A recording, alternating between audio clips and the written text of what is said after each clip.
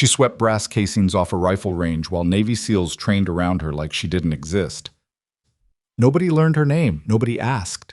She was the cleaning crew girl, quiet, forgettable, background noise in a world built for warriors. Then a single explosion changed everything, and the men who ignored her were suddenly begging her to pick up a rifle.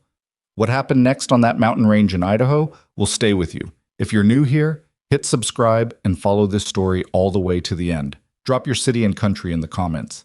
I want to see how far this story travels, like if it hits you. Because this one is going to hit hard. The brass never stopped falling. Every time a shooter touched off a round downrange, another casing spun through the air and landed somewhere in the dirt, hot, spent, smelling of burned powder. Claire Bennett's job was to find them all. Every last one. She worked the lanes with a canvas collection bag slung across her shoulder, moving low and quiet between the firing positions, while the shooters above her cycled through magazine after magazine. She had been doing this for 14 months. Not one of them knew her last name. The Redstone Valley Training Facility sat in a wide bowl carved into the mountains of central Idaho, surrounded by pine ridgelines and elevation that killed radio signals dead past 300 meters. It was a deliberate location, remote enough to run live fire without civilian interference, high enough that weather could ground aircraft for days if the season turned. The facility had originally been a Cold War signals post before someone in the Pentagon decided the terrain was perfect for advanced small unit training. Now it ran SEAL teams, Ranger detachments, and occasionally units from agencies that didn't have official names. The people who trained here were not ordinary soldiers. Claire Bennett collected their trash. She was 27, medium height, lean from years of physical work she'd never asked for recognition doing. Her hair stayed tucked under a faded green ball cap, and she wore standard-issue utility clothes that marked her as support staff, invisible by design, practically by regulation. The shooters barely looked at her when she crossed the range between iterations. If they noticed her at all, it was to step around her. That was fine. She preferred it. The morning of the 14th of November started like every other morning at Redstone. Cold air coming down off the ridgeline, sky the color of dirty steel, frost still locked into the ground despite the sun climbing over the eastern peaks. Claire arrived at the primary range complex at 0630, signed in with the range safety officer, a quiet staff sergeant named Holt, who always had coffee and never asked questions, and began her first walkthrough. The range complex had 6 active lanes. Lanes 1 through 3 ran to 300 meters. Lanes 4 and 5 extended to 600. Lane 6 was the long gun range, a 1,000-meter corridor cut through the pine trees, the far end marked by steel silhouettes the size of human torsos. That lane was almost always reserved for the sniper team. Team 7. Chief Petty Officer Ethan Walker's people. She heard them before she saw them. Their vehicle, a matte gray modified Suburban with no plates, was already in the lot when she arrived. She could hear their low voices carrying across the cold air as she set down her gear bag near the equipment shed. Walker himself was standing at the 600-meter line talking to his spotter. He was tall, hard-built, the kind of man who looked like he'd been assembled from military specifications. Close-cropped hair going gray at the temples, a jaw that looked like it had been broken at least once and healed wrong. He wore no rank on his range kit, just plain multicam, but every person on that facility knew exactly who he was. His spotter was Noah Reyes, shorter, darker, faster in the way he moved. Noah had this habit of watching everything in his peripheral vision without appearing to look at anything directly. Claire had noticed it months ago. She'd decided he was either extremely paranoid or had threat assessment instincts so deeply trained they'd become reflex, possibly both. The third member of the core team was Cole Mercer, their breacher. Cole was built like a refrigerator that had survived too many wars and had a sense of humor that was either genuinely funny or completely inappropriate depending on the situation. He was currently checking gear near the vehicle and eating something wrapped in foil. Claire moved to lane 5 and started working the brass. "Yo, range girl." She didn't react immediately, turned after a beat, unhurried. Cole was looking at her. He held up an empty energy drink can. "You want this, or should I just throw it?" "There's a bin by the shed," she said. "It's like 40 meters. "It's 40 meters. He stared at her for a second, then walked toward the shed. She went back to work. That exchange, that was roughly average for her interactions with the team. Cole Mercer at least acknowledged she existed. Walker never spoke to her directly. Noah Reyes had nodded at her once, 4 months ago. She still remembered it because it had been unusual. She worked down the lane systematically, collecting casings by caliber into separate pouches. There was a rhythm to it she'd found after the first few weeks. You learned where the shooters stood, how they moved through their drills, where the brass tended to cluster when someone was shooting left-handed or had a particular ejection pattern. You got to know the shooters by their habits without ever knowing their names. Walker's team had been training here for 11 days. 11 days was longer than most units cycled through. It meant they had a real-world tasking coming. She didn't need anyone to tell her that. The intensity of their training had shifted about 4 days ago. Less drill repetition, more scenario work. They were rehearsing something specific. She moved up lane 5 toward the firing line, careful to stay low. Through the scope of her memory, she was doing what she always did, watching. Walker was in the prone position at the 600-meter mark, behind a Mk13 Mod 7 chambered in .300 Winchester Magnum. She knew the rifle from its profile, the longer barrel, the suppressor threading, the adjustable stock dialed down for his specific dimensions. He was working a cold-bore shot drill, which meant he'd run through 5 rounds from a cold rifle, the most demanding test of consistent marksmanship technique, because the first round from a cold barrel shot differently than every round after. She watched him send the round. She didn't watch the target. She watched his shoulder, his breathing pattern, the way his support hand didn't move when the trigger broke. Don't fight the rifle. Become part of it. Her grandfather's voice, still in her head after 9 years. She shook it loose and kept collecting brass. Henry Bennett had been a competition shooter before he was a Vietnam veteran, and a Vietnam veteran before he was a grandfather. He'd raised her in a small house outside Laramie, Wyoming, after her parents died in a car accident when she was 11. He was not a warm man in the conventional sense. He didn't read bedtime stories or attend school plays.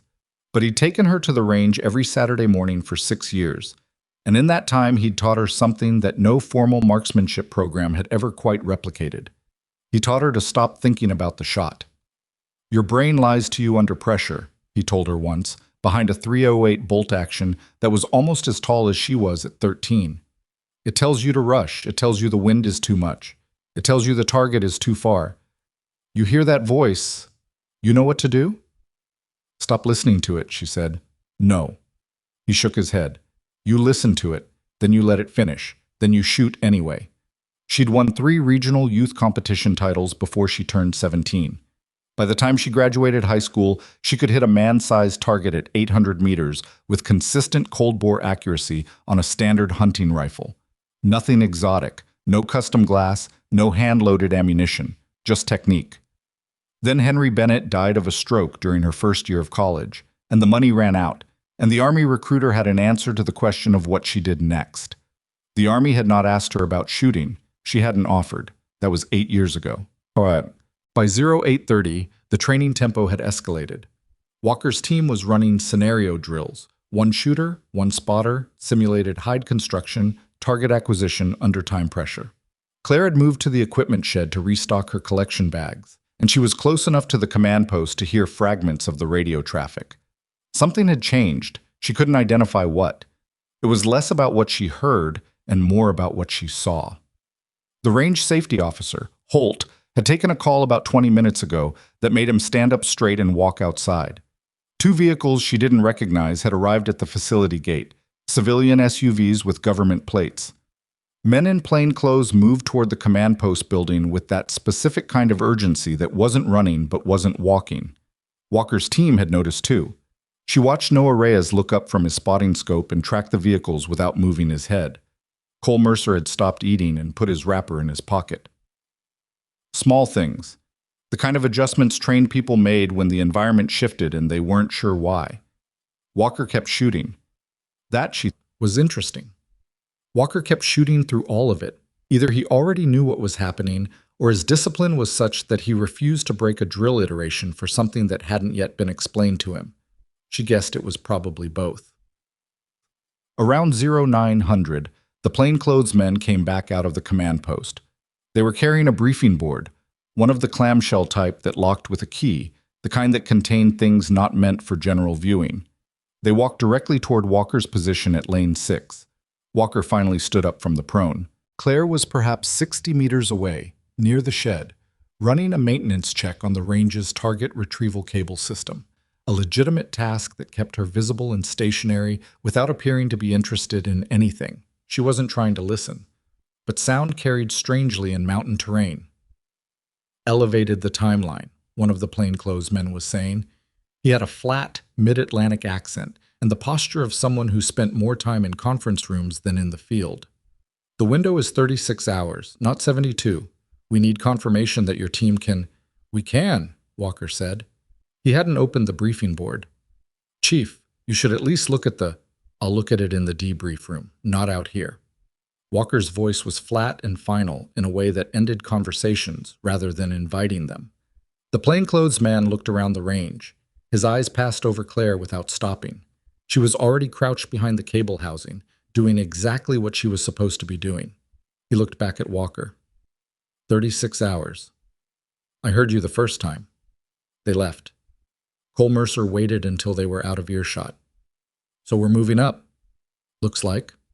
We've only run the approach twice. Then we'll run it 3 more times today. Walker picked up his rifle. Reset the scenario. Noah, I want you on glass for the next evolution. Actual spotter calls, not abbreviated. We work clean or we don't work. Copy, Noah said. Claire finished with the cable housing and moved back to her collection bag. She was aware, as she moved across the dirt between the firing positions, that Walker was watching her. Not the way men sometimes watched women when they thought they weren't being noticed. This was different. It was the kind of watching she associated with people who studied problems. She didn't look back. She collected her brass and walked to lane 4. The afternoon brought a weather shift. A front moved in off the western peaks and dropped the temperature 8 degrees in about 40 minutes, and the wind, which had been a mild, steady cross from the north, turned unpredictable. Gusting between 15 and 25, variable direction, the kind of condition that turned a manageable 600-meter shot into a genuine technical problem. Walker's team kept working. She had to give them that. Most units would have called a weather hold and gone inside for a hot meal and a planning brief. Team 7 worked through it. She watched Walker make adjustments between every shot, small corrections to elevation, wind hold, the kind of micro-tuning that required a shooter to constantly recalibrate rather than rely on a fixed dope chart. He was good. She'd seen competitive shooters at the national level who weren't as clean with their fundamentals. But there was something in his wind reading that was slightly off. She noticed it around 1400 hours when the gusts were strongest. He was compensating for a consistent 12 o'clock wind when the actual condition had gone to more of a 1030, a difference of roughly 30 degrees off the dominant direction. At distance, that mattered. His last 4 shots had all printed slightly right of his call. She almost said something, then she remembered who she was in this context, and she kept collecting brass. At 15:30, she was near the equipment shed again when Noah Reyes appeared beside her. He didn't announce himself. He was just suddenly there, the way men trained in stalking and concealment sometimes appeared in your peripheral vision before your brain registered them. "You've been watching our wind," he said. It wasn't a question. Claire didn't react. She kept sorting casings. "I'm watching the range." "You've been watching our wind specifically." He stood easy, hands loose. He didn't sound accusatory. He sounded curious. "The last hour, every time the chief sends a round, you look at the target line, then at the tree line to the northwest, then at the flag markers on lanes 3 and 4. She was quiet for a moment. "That's the tell," she said. "Those flags are roughly 2/3 of the way to your target. The wind at the target can't be read from the firing point, but there's too much terrain interference. But the flags and the tree line together give you a layered picture of what the round's going to travel through." Silence. Noah looked at her for a long moment. "He's been reading it wrong," she said. "Since about 1400. The dominance shifted. He's holding for 12 o'clock, but it's closer to 10:30. Noah was very still. "You have a background in this." "I sweep ranges." "That's not what I asked." She tied off the collection bag and picked up her gear. His last 4 shots were right of call. If the wind holds, the next 4 will be the same. She walked toward the equipment shed. She didn't look back, but she heard Noah, quietly, behind her. "Chief." She avoided lane 6 for the remainder of the afternoon. At 1700, when the training day officially ended and the teams began breaking down their equipment, she was working Lane 2, the farthest point on the range from Walker's position. She was aware that Walker had been speaking with Noah for several minutes after her conversation with Reyes, aware that 2 of those minutes had involved Walker looking in her direction.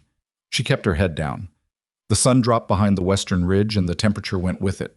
She was almost finished with her final sweep when Holt came out of the RSO station and walked toward her with the slight hesitation of a man who'd been asked to deliver a message he wasn't sure about.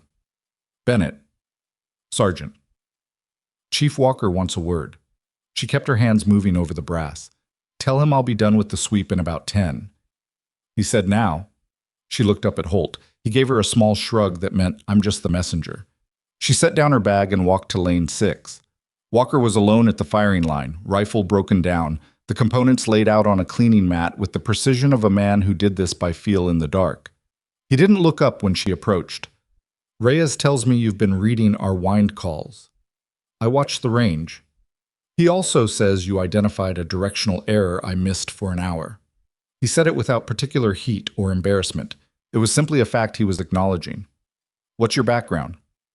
"Support personnel." Walker's hands kept moving over the bolt assembly. "I'm going to ask you to stop doing that." "Doing what?"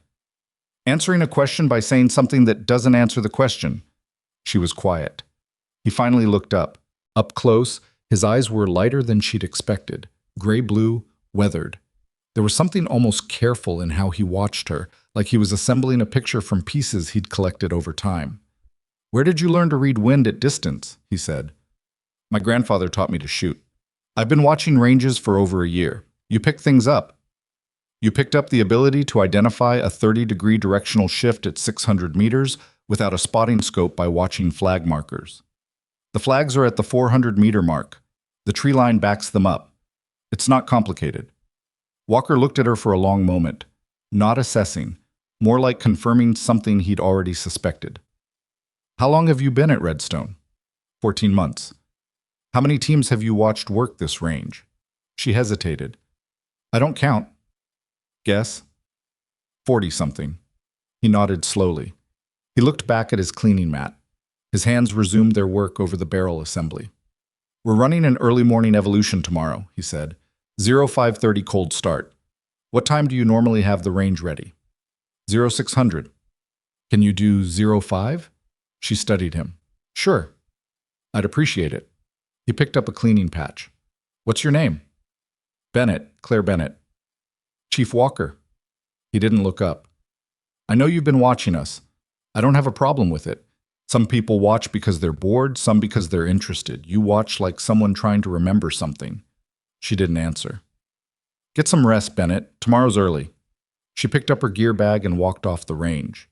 The wind came down off the ridgeline and cut across the back of her neck, and she thought about what he'd said. Like someone trying to remember something. She drove back to the support personnel quarters in the dark, parked outside the low cinder block building where she and 4 other range maintenance workers slept in rotating shifts. Inside, she ate a cold meal from the facility cafeteria and sat on her bunk and stared at the ceiling. She had spent 8 years not being a shooter. She had swept ranges and calibrated target systems and inventoried ammunition and performed every support function the Army needed from her without once picking up a rifle in a professional context. She had a grandfather's voice in her head and a collection of techniques that lived in her muscle memory, like old photographs, present but faded.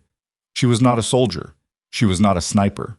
She was a woman who collected brass on a rifle range in Idaho, and in the morning she would arrive early and prepare the range for men whose ability to perform their jobs might someday be the difference between other people living and dying. That was what she was. She turned off the light. Outside, the wind kept coming off the ridgeline, and somewhere up on the mountain, a shift in pressure was building that the weather instruments at the facility hadn't quite registered yet. She was at the range gate at 0450. Holt wasn't there yet. She had a key. She'd had one for 11 months.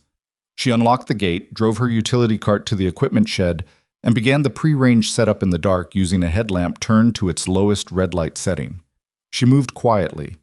She liked the range at this hour, before anyone else arrived. The silence was different from daytime silence. It had weight to it, a sense that the mountains were present and listening. She had the 6 lanes set by 0515. Targets up. Cable systems checked. Brass collection stations positioned. Wind flags up at the 400-meter mark on all 6 lanes. She'd replaced 2 that had frayed during yesterday's gusts. Walker's team arrived at 0528. All 3 of them. Full kit. Moving with the compact, zero-waste efficiency of people who had done early mornings for a long time. Cole Mercer had coffee in a steel thermos, which Claire suspected was the one concession he allowed himself to comfort. Noah Reyes went straight to lane 6 and started building the spotting position. Walker began setting up his own position without a word to anyone. Claire started on lane 1. At 0540, she heard Walker's first cold bore shot break the morning silence. She didn't look up from her work, but she heard it, and she heard it hit. By 0630, the rest of the facility had come alive. Vehicles. Voices. The cafeteria exhaust fans coming on. The ordinary noise of a training base starting its day. And then, at 0647, a sound that was not ordinary. She felt it before she heard it. A vibration in the ground, deep and wrong, like the earth had swallowed something it didn't want. Then the sound itself arrived a beat later, a concussive crack boom that wasn't any caliber she recognized from the range. It came from the northern perimeter, from the direction of the vehicle staging area and the fuel depot. Claire was at lane 3. She dropped flat before she'd consciously decided to. The second explosion hit 2 seconds after the first. This one was larger. She could feel the pressure wave move through the ground and into her chest. Dust and loose gravel peppered the back of her neck. Then the shooting started. Not range shooting, controlled, metered, disciplined. This was automatic fire from outside the perimeter, short bursts, coordinated timing. Multiple weapons. She could hear the crack thump pattern of rounds going supersonic past fixed positions. Somebody outside the wire knew exactly what they were shooting at. Her radio crackled on her hip. Holt's voice strained. All range personnel. Active threat, all personnel shelter in place. She was already moving, not toward shelter, toward the equipment shed. She moved low and fast along the berm line, using the dirt berms between the lanes the way she would have used a wall, cover from the perimeter, concealment from anyone elevated on the ridgeline. Her mind was doing something she hadn't expected. It was calm, not the numbness of shock, something else, a clarity that felt almost cold. She made the shed in 30 seconds. The door was unlocked. She pulled it open and moved inside. The shed was 15 meters long, full of range equipment, target hardware, and a lockable cabinet where the RSO kept the facility's emergency kit, trauma supplies, flares, communications backup. She went to the cabinet. The key was on her keyring. She'd been given access 11 months ago for emergency range shutdown procedures, and nobody had thought to remove it when her role changed. She opened the cabinet. The trauma kit was there. Tourniquets, hemostatic gauze, chest seals. She pulled it and strapped it to herself by feel. The flares she left. Too much smoke. At the back of the shed, behind a storage rack of target frames, there was a secondary cabinet that she had opened exactly twice. Once when she was first given the tour, once 6 months ago when she'd been asked to verify inventory for a quarterly audit. It contained the range's emergency backup equipment, including a locked case with a facility security rifle, a Mk13 Mod 7, the same platform Walker was running. She stared at the case for 3 seconds. Outside, the shooting was intensifying. She looked at the lock. She looked at her keyring. The facility security key was standard. It opened the primary armory, the vehicle pool, and the backup equipment cases. She had never thought about that before. Her hands were steady as she keyed the lock. The case came open. The rifle was there. 2 magazines, .300 Win Mag, 160 grains, match grade. She knew the box by its black and gold label. She'd inventoried it 6 months ago. She took the rifle. She took both magazines. She moved to the shed door and looked out. What she saw made her mind go very, very still. 3 of Walker's team were in the open ground between Lane 5 and the facility command post, pinned behind an overturned equipment cart. Walker was on one knee behind it, rifle up, scanning the northern perimeter. Noah had a radio handset and was transmitting with the controlled urgency of a man who understood that panic costs time. Cole was behind Walker, returning fire toward a position she couldn't yet see, and Walker's left arm was pressed against his side, dark stain on his kit. He'd been hit. She was already moving before she'd finished processing it. The ground between her and their position was open, maybe 40 meters. She moved in a low run, keeping the lane berms between herself and the perimeter. She slid in behind the equipment cart and landed in the dirt hard enough to knock the wind out of her. Walker looked at her. His expression was not surprise exactly. It was more like a rapid recalculation, a man absorbing unexpected data and filing it instantly. His eyes went to the rifle in her hands. "Bennett." "You're hit," she said. "It's through and through. I can still—" "You're flagging your trigger hand," she said. "I've been watching you shoot for 11 days. You're flagging your trigger hand and you don't know it yet." His jaw tightened. Cole looked at the rifle she was holding. "That's a backup weapon. How did you—" "Facility security clearance. I do the quarterly audits." She looked at Walker. "Tell me what's happening." A beat of silence. Then Walker said, "Coordinated assault. Northern perimeter breach. At least 2 fire teams. We have a mortar crew setting up on the ridgeline to the northeast. Noah confirmed 2 minutes ago. When they get those tubes operational, they're going to hit the command post and the vehicle staging area. If the CP goes down, we lose all external communications." "How long?" Noah's estimate was 4 to 7 minutes. She looked at Noah, who was still on the radio. He looked back at her with the same expression he'd had yesterday at the range. Not hostile. Evaluating. "The mortar position," she said. "What's the range?" Walker studied her face. 600, give or take. She looked at the MK-13 in her hands. Same platform, same caliber, different rifle, but she'd been watching him zero it for 11 days and she knew the dope. "Wind," she said. "Northeast, variable. Maybe 12, maybe 18. She looked at the tree line above the northern perimeter. She looked at the flag markers on lane 4, which were still flying. She'd put them up at 0515 and they were at the angle that told her what the wind at distance was doing. 10:30, she thought. Maybe 11. Shifting. Walker was watching her with the kind of attention he gave his scope. "Bennett," he said. His voice was different than it had been yesterday at the range. Flatter. More direct. "Can you make that shot?" She looked at the ridgeline. She thought about her grandfather. Listen to the voice, let it finish, then shoot anyway. "Tell me exactly where they are," she said. Noah's voice came flat and fast. "Northeast ridgeline, bearing 047. There's a fold in the terrain at approximately 610. They're using it as a natural hide. I had eyes on them for about 8 seconds through the spotting scope before we had to move. 2-man crew, possibly 3. The tube was already assembled." Claire processed it without asking him to repeat it. She shifted position behind the equipment cart, rising just enough to clear the top edge, and looked toward the northeastern ridgeline. The sun was still low, coming in from the east, which meant the ridgeline itself was partially backlit, a dark mass of rock and timber against a pale sky. Not ideal viewing conditions. She looked for the terrain fold Noah had described. She found it.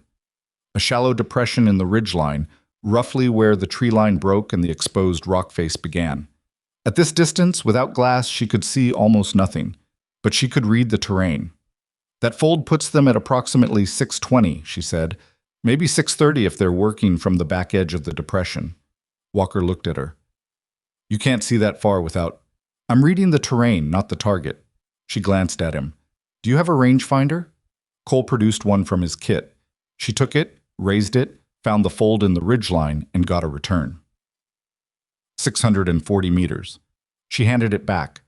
The automatic fire from the northern perimeter was still going, sustained now, less erratic, which meant whoever was running this assault had discipline and a plan. The facility's internal security was responding. She could hear it.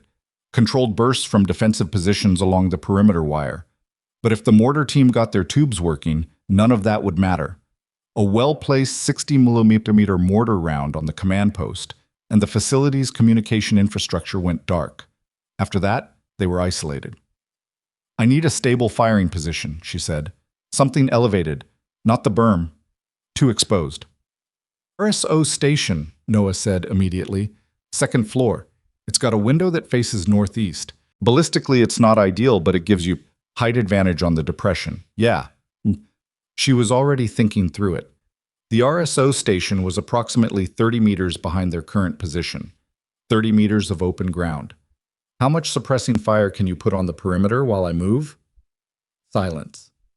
Cole looked at Walker. Walker was still watching her with that careful, measuring expression. His left arm was pressed against his body, and she could see the tension in his jaw that told her the wound was starting to make itself known. Adrenaline had been covering it. The adrenaline was thinning. "Bennett," he said, "talk to me straight. When was the last time you fired a long gun?" She held his gaze. 8 years ago. The silence that followed had weight.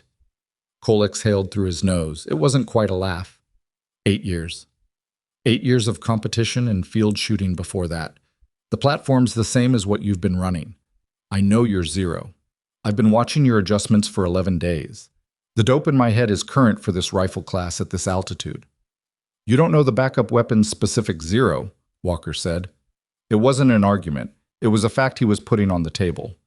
No, I'll find out with the first shot. Another silence. Outside the perimeter, someone was shouting in a language she didn't recognize. Short, clipped commands. Then more automatic fire. This time closer to the vehicle's staging area.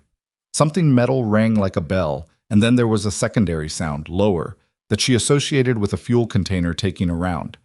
They were running out of time to have this conversation. Walker, her voice was steady. If you have someone else who can make that shot, tell me now and I'll step back. I will collect brass for the rest of my life if you have a better option. He looked at his left arm. He looked at Noah, who had a secondary weapon, a Heckler & Koch 4.66 on a single-point sling, but whose primary role as spotter meant he understood wind calls better than he executed long shots. He looked at Cole, who was already working his own problem at the perimeter corner. He looked at the rifle in Claire's hands. Noah goes with you, he said. He spots. You shoot. You call the wind between you. You do not take a shot unless Noah confirms the position. Understood. If the tube goes hot before you get there, then I'll shoot fast instead of clean. She met his eyes. Which would you prefer? He almost said something. She could see it. A response he started and then decided wasn't useful. He nodded once. Move. 30 meters of open ground between the equipment cart and the RSO station's rear entrance. Noah went first. He moved in a low sprint that covered the distance in under 5 seconds, flat against the wall of the station, before Claire had fully committed to running. She went second, keeping low, the MK-13 held across her chest with both hands. The rifle was heavy, heavier than the competition guns she'd shot as a teenager, heavier than her memory of it. The suppressor added length that she had to compensate for when clearing doorways. A round cracked overhead while she was halfway across. She felt the air displacement more than heard the impact. It hit somewhere behind her, in the dirt, close enough that she registered it and kept moving because stopping was worse. She hit the wall of the RSO station, and Noah already had the door open. Inside. Dark. The smell of coffee and old paper and electronic equipment. Holt Station, the RSO desk with its radio gear, the clipboards with the day's range schedules, the coffee mug that still had steam coming off it. No Holt. She hoped he'd gotten somewhere safe. She didn't have time to think about it more than that. The staircase to the second floor was in the back. Narrow. She took it fast. The second floor was a single room, observation deck, essentially. Large windows on 3 sides facing downrange, designed for safety oversight of the entire range complex. The northeastern window was directly in front of her, and through it, the ridgeline spread across her field of view like a landscape painting. She went to the window. It was a standard casement window. She unlatched it, pushed it open 30 degrees. Cool air flooded in. She could smell the pine trees, and underneath that, something acrid, smoke from the facility. Something was burning near the vehicle lot. Noah was already at the window beside her, unfolding the compact tripod that held his spotting scope. His movements were fast and practiced. He had the scope set in 11 seconds. She was still finding her position. She pulled a folding chair from the corner of the room, the kind that range safety officers use during long evaluation sessions. She positioned it at the window and thought about it for half a second and then moved it to the side and went prone instead, using the windowsill as a front rest. It wasn't a proper shooting position. The sill was narrow and the angle was slightly downward, which changed her natural point of aim. She adjusted, shifted her hips, found something close to sustainable. The rifle came up. Through the scope, the ridgeline jumped into focus. She was running a 25 to 60x spotting range scope on the MK13, the standard glass for this platform. She dialed to 40x to start, giving her a wider field of view while she found the terrain feature Noah had described. The depression. The fold. She found it in 4 seconds. Empty. Her stomach dropped. Noah. I see it, he said quietly. They moved. Where? Give me a second. His eye was against the spotting scope, scanning. His voice had gone very flat and quiet, the way she'd heard him call targets on the range, stripped of everything except information. They repositioned. They're smarter than we'd like. Looking for... there. 11 o'clock from the original position. See the large boulder formation, the one with the split top? She swung the scope left. Found the formation, and found them. 3 figures, not 2. One was prone behind the boulders, working a spotting position of his own. The other 2 were at the mortar tube. She could see the distinctive silhouette of it now, the bipod legs, the elevation mechanism. The tube was pointed southwest, toward the command post. I see them, she said. Ranging. Noah worked his own scope. 6:05. Wind currently northeast. I'm reading 7 to 9 knots based on flag 3 and the timber movement on the far ridge. It's been variable. Don't trust a fixed hold. I know. She was already reading it herself. The flags at the 400-meter mark, her flags, the ones she'd put up at 0515, were giving her a consistent northeasterly at approximately 8 knots. The timber on the far ridge was moving slightly heavier than that, maybe 10, maybe 12. There was a differential. The wind was stronger at target than at midpoint. She thought about that. Holding for 11 knots northeast, she said. Call it. That's within my estimate. Your call, Bennett. She adjusted her elevation dial. The backup rifle's 0 was unknown. She had estimated it based on her knowledge of the platform's standard 0 and the altitude they were at, but there was margin for error. She was going to have to read the first shot and adjust. The problem was that the first shot would also tell the mortar crew they were being engaged. She had to make it count. The man at the mortar tube shifted position. He leaned forward over the elevation mechanism. She had watched enough training videos and range sessions to recognize what that posture meant. He was about to fire. They're about to go hot, she said. I see it. She settled the reticle on the lead figure at the tube. 605 meters. 11-knot northeast wind at a slight diagonal to her firing line. She held just off the left edge of center mass, accounting for wind push right. Elevation she had dialed up 4 clicks from her estimated baseline. She breathed in. She let it out, slow. Found the bottom of the respiratory pause. And she heard her grandfather's voice, clear as if he were standing behind her. Listen to the voice. Let it finish. The voice said, 8 years. You haven't done this in 8 years. The 0 is wrong. You're going to miss. She let it finish. Then shoot anyway. The trigger broke. The MK13 hammered back against her shoulder, harder than she remembered. The suppressor reduced the muzzle blast significantly, but the recoil was still a full-weight punch. She came back on target through the scope. Low and left, Noah said immediately. Approximately 14 inches low, 6 inches left. You're under-elevated and overcorrecting wind. Copy. She was already adjusting. Up 6 clicks. Wind hold reduced. The mortar crew had heard the shot. At least one of them had. She could see movement, someone dropping behind the boulder formation. But the man at the tube hadn't moved. He was still working the elevation mechanism. She recalibrated. Second shot. The trigger broke again. Hit, Noah said. Flat. Precise. Man at the tube is down. She was already moving the reticle. The second figure at the tube scrambled back. He was going for the spotter's position, trying to get to the boulder. She tracked him. He was moving fast, crouched low. A moving target at 600 meters was a different problem than a stationary one. She waited for a moment of stillness. He reached the boulder and dropped behind it. Gone. The spotter was still visible. Prone, pressed against the near edge of the boulder formation. She could see part of his upper body. Spotter's still active, she said. I see him, partially covered. You have maybe 40% of his torso. 40. She adjusted. The hold was different now. She was shooting around a large rock feature, which meant she had to account for the bullet's path relative to the edge of cover. If her elevation was slightly off, the round would clip the rock. Wind shifting, Noah said, coming more northerly. Backing off the easterly component, I'd go back to 9 o'clock, maybe 11 knots. She adjusted the hold, spent 2 seconds confirming the new picture in the scope. Fired. The rock face to the left of the spotter's position took the round. Sparks and stone chips. The spotter flattened against the ground. Missed, she said before Noah could call it. Yeah, but he's not moving. He's going to move in about 10 seconds when he figures out I can't see him from here. What do you need? She was already thinking. The boulder formation gave them cover from her current angle. To get a clean shot on the remaining 2 figures, she needed to change her shooting angle. Either move laterally to find a different window on the target, or find a firing position with more elevation to shoot down into the depression. Is there access to the roof? She said. Noah looked at the ceiling. Maintenance hatch, he said. Northeast corner.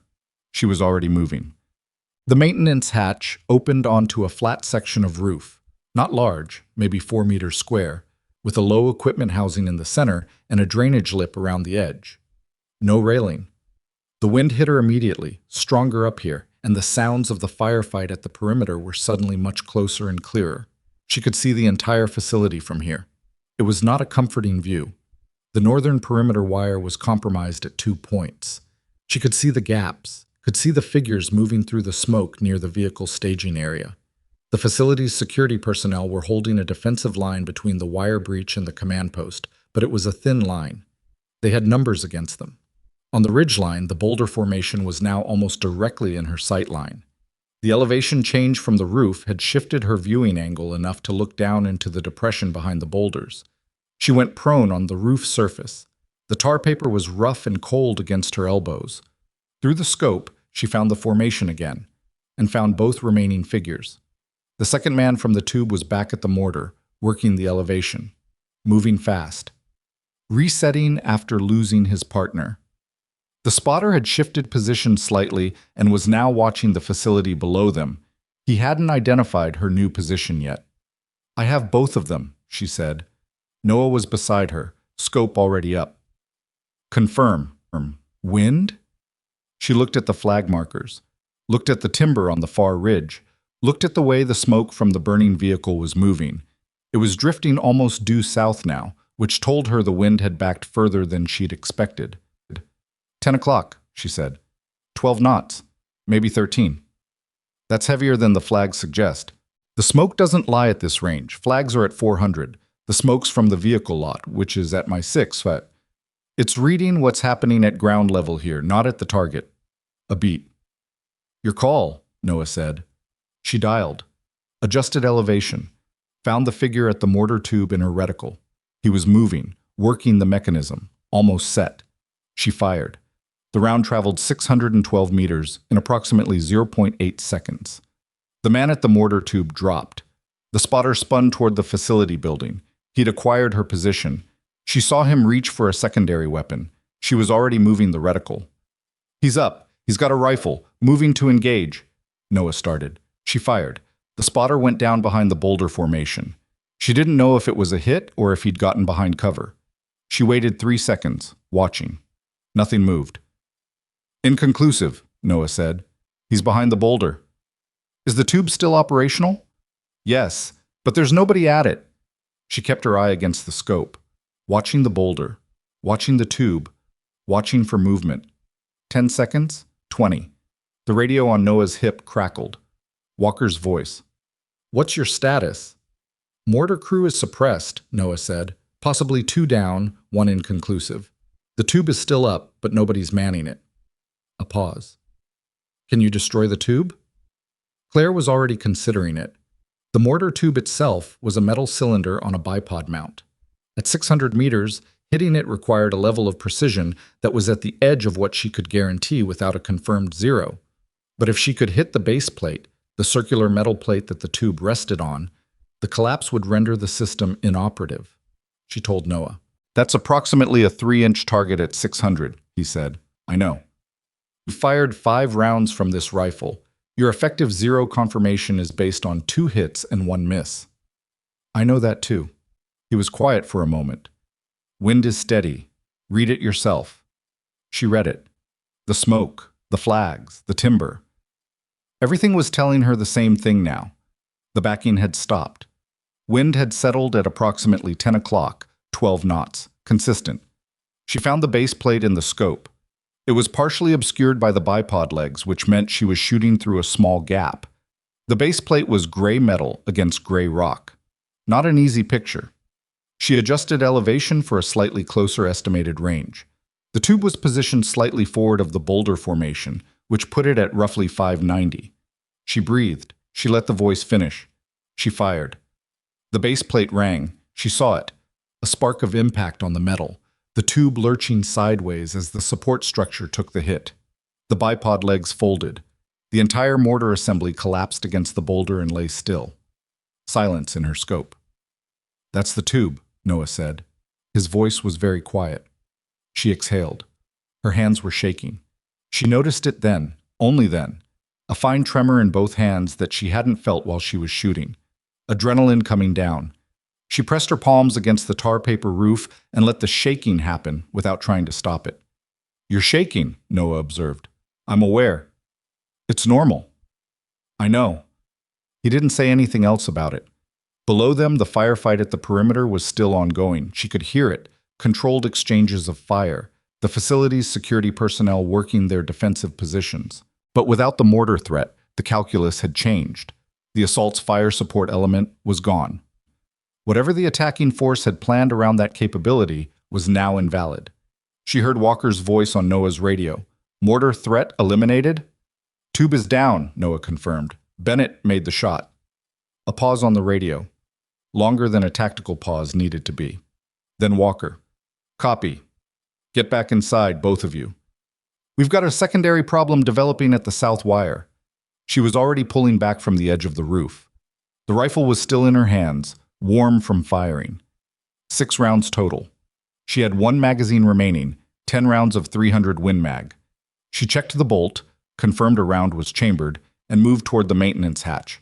Noah held it open for her. As she climbed down, she heard him on the radio. Not talking to Walker, talking to someone else. She caught fragments. "Yes, she made all of them." "No, she's support personnel." "Yes, I'm completely sure." She stopped on the ladder for a moment, continued down. Inside the second-floor observation room, she moved to the window facing south. The south wire situation was visible from here. 2 figures had breached the perimeter through a section of fence that had been cut, not blown. Quieter entry. They were moving toward the generator housing, which sat between the south wire and the command post. If they reached the generators, they could kill facility power. "They're going for the generators," she said when Noah came through the hatch behind her. "I see it. That's 200 meters, maybe 210. The security team should be able to—" "The security team doesn't know they're there yet. They're all looking north." Noah raised his radio, started to transmit. But she could already see from the body language of the 2 figures at the south wire that they were almost at the generator housing. They were moving fast and they had the building between themselves and the defensive line. By the time the radio call went through and someone repositioned, it would be too late. She moved to the south-facing window. It was latched. She unlatched it, pushed it open. 200 meters was close enough that the wind variable was minimal.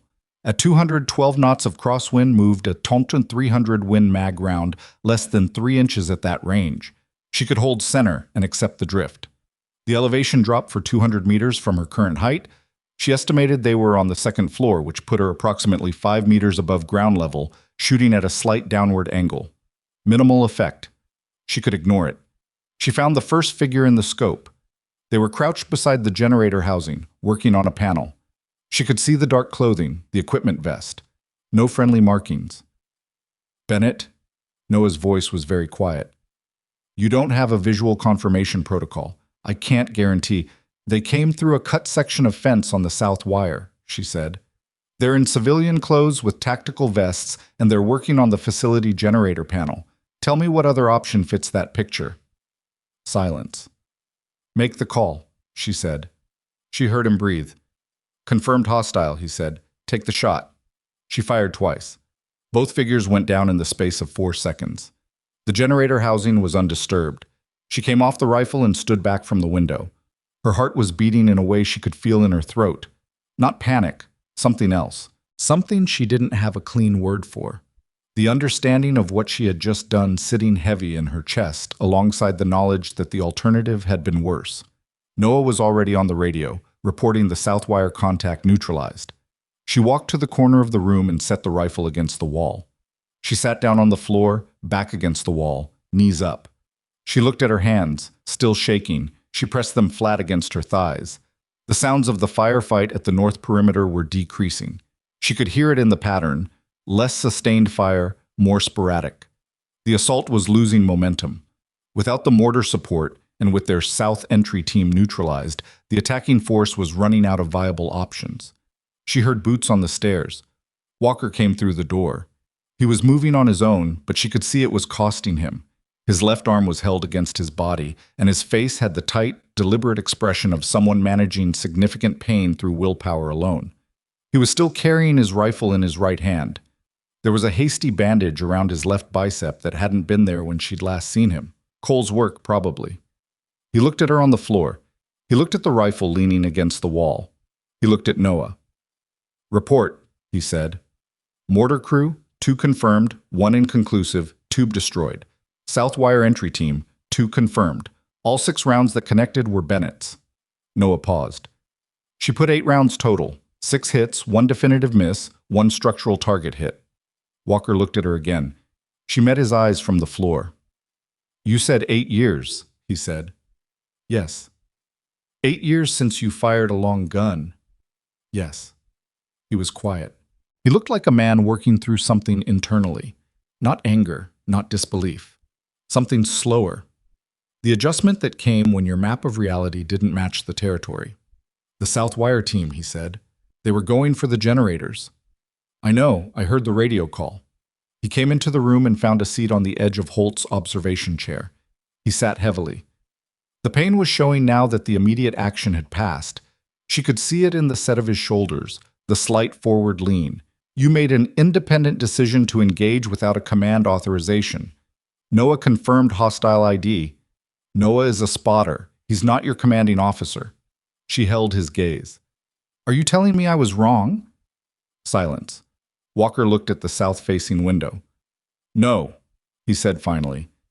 "I'm telling you that it's going to matter later, that you understand the difference between being right and being authorized." He turned back to her. "You were right. You were not authorized. Would you have given authorization if I'd had time to ask?" He didn't answer immediately. "Probably," he said. "Yes." "Then we agree on the outcome." "We agree on the outcome," he said. "We don't agree on the process." He studied her face. "That's going to be a conversation for another time. Right now, I need you functional." She almost said something about the shaking in her hands. She decided against it.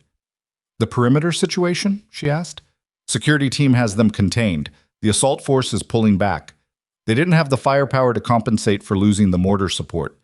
We're probably looking at full withdrawal in the next 20 minutes. He glanced at her hands on her thighs.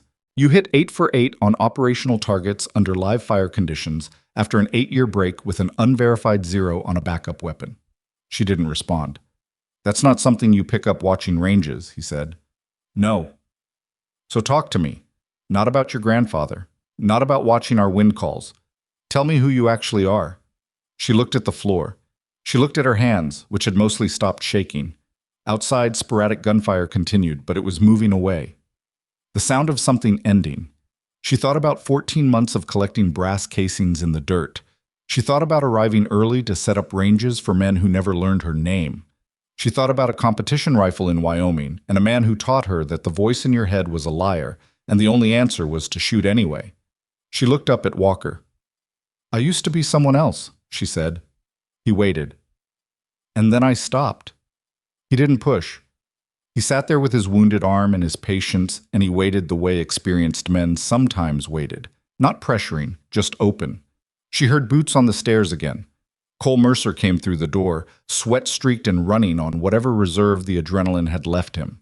He looked at Walker, then at Claire on the floor, then at the rifle against the wall. "The north perimeter's collapsing," he said. "They're pulling out. We've got a head count forming at the command post." He looked at Claire. "RSO Holt is asking about you." "I'm fine." "Yeah." Cole looked at the rifle, at the window, back at her. He had the expression of a man doing arithmetic that was coming out to an answer he hadn't expected. I'm starting to understand why you watch the range the way you do. She didn't respond. Walker pushed himself upright from the chair. He was favoring his right side now. Let's get down to the command post. Holt's going to need a full account, and there's going to be a lot of questions from people with more rank than me. He moved toward the door, then he stopped, turned back. Bennett. His voice had changed slightly. Not softer, exactly, but different. When the debrief happens, and it's going to happen fast and it's going to involve people from Washington, don't minimize what you did up here. She frowned slightly. I'm support personnel. You were support personnel, he said. I'm not sure that's still accurate. He went through the door. She sat on the floor of the RSO station for another 3 seconds. She picked up the rifle. She followed him. Below them, the facility was still smoking, still processing the violence that had just ended. At the south wire, she could see 2 figures in the dirt, the confirmation of something she had done and would carry in a way she hadn't yet finished understanding. At the north perimeter, the last of the assault force was gone, leaving only damage and the evidence of what they'd attempted.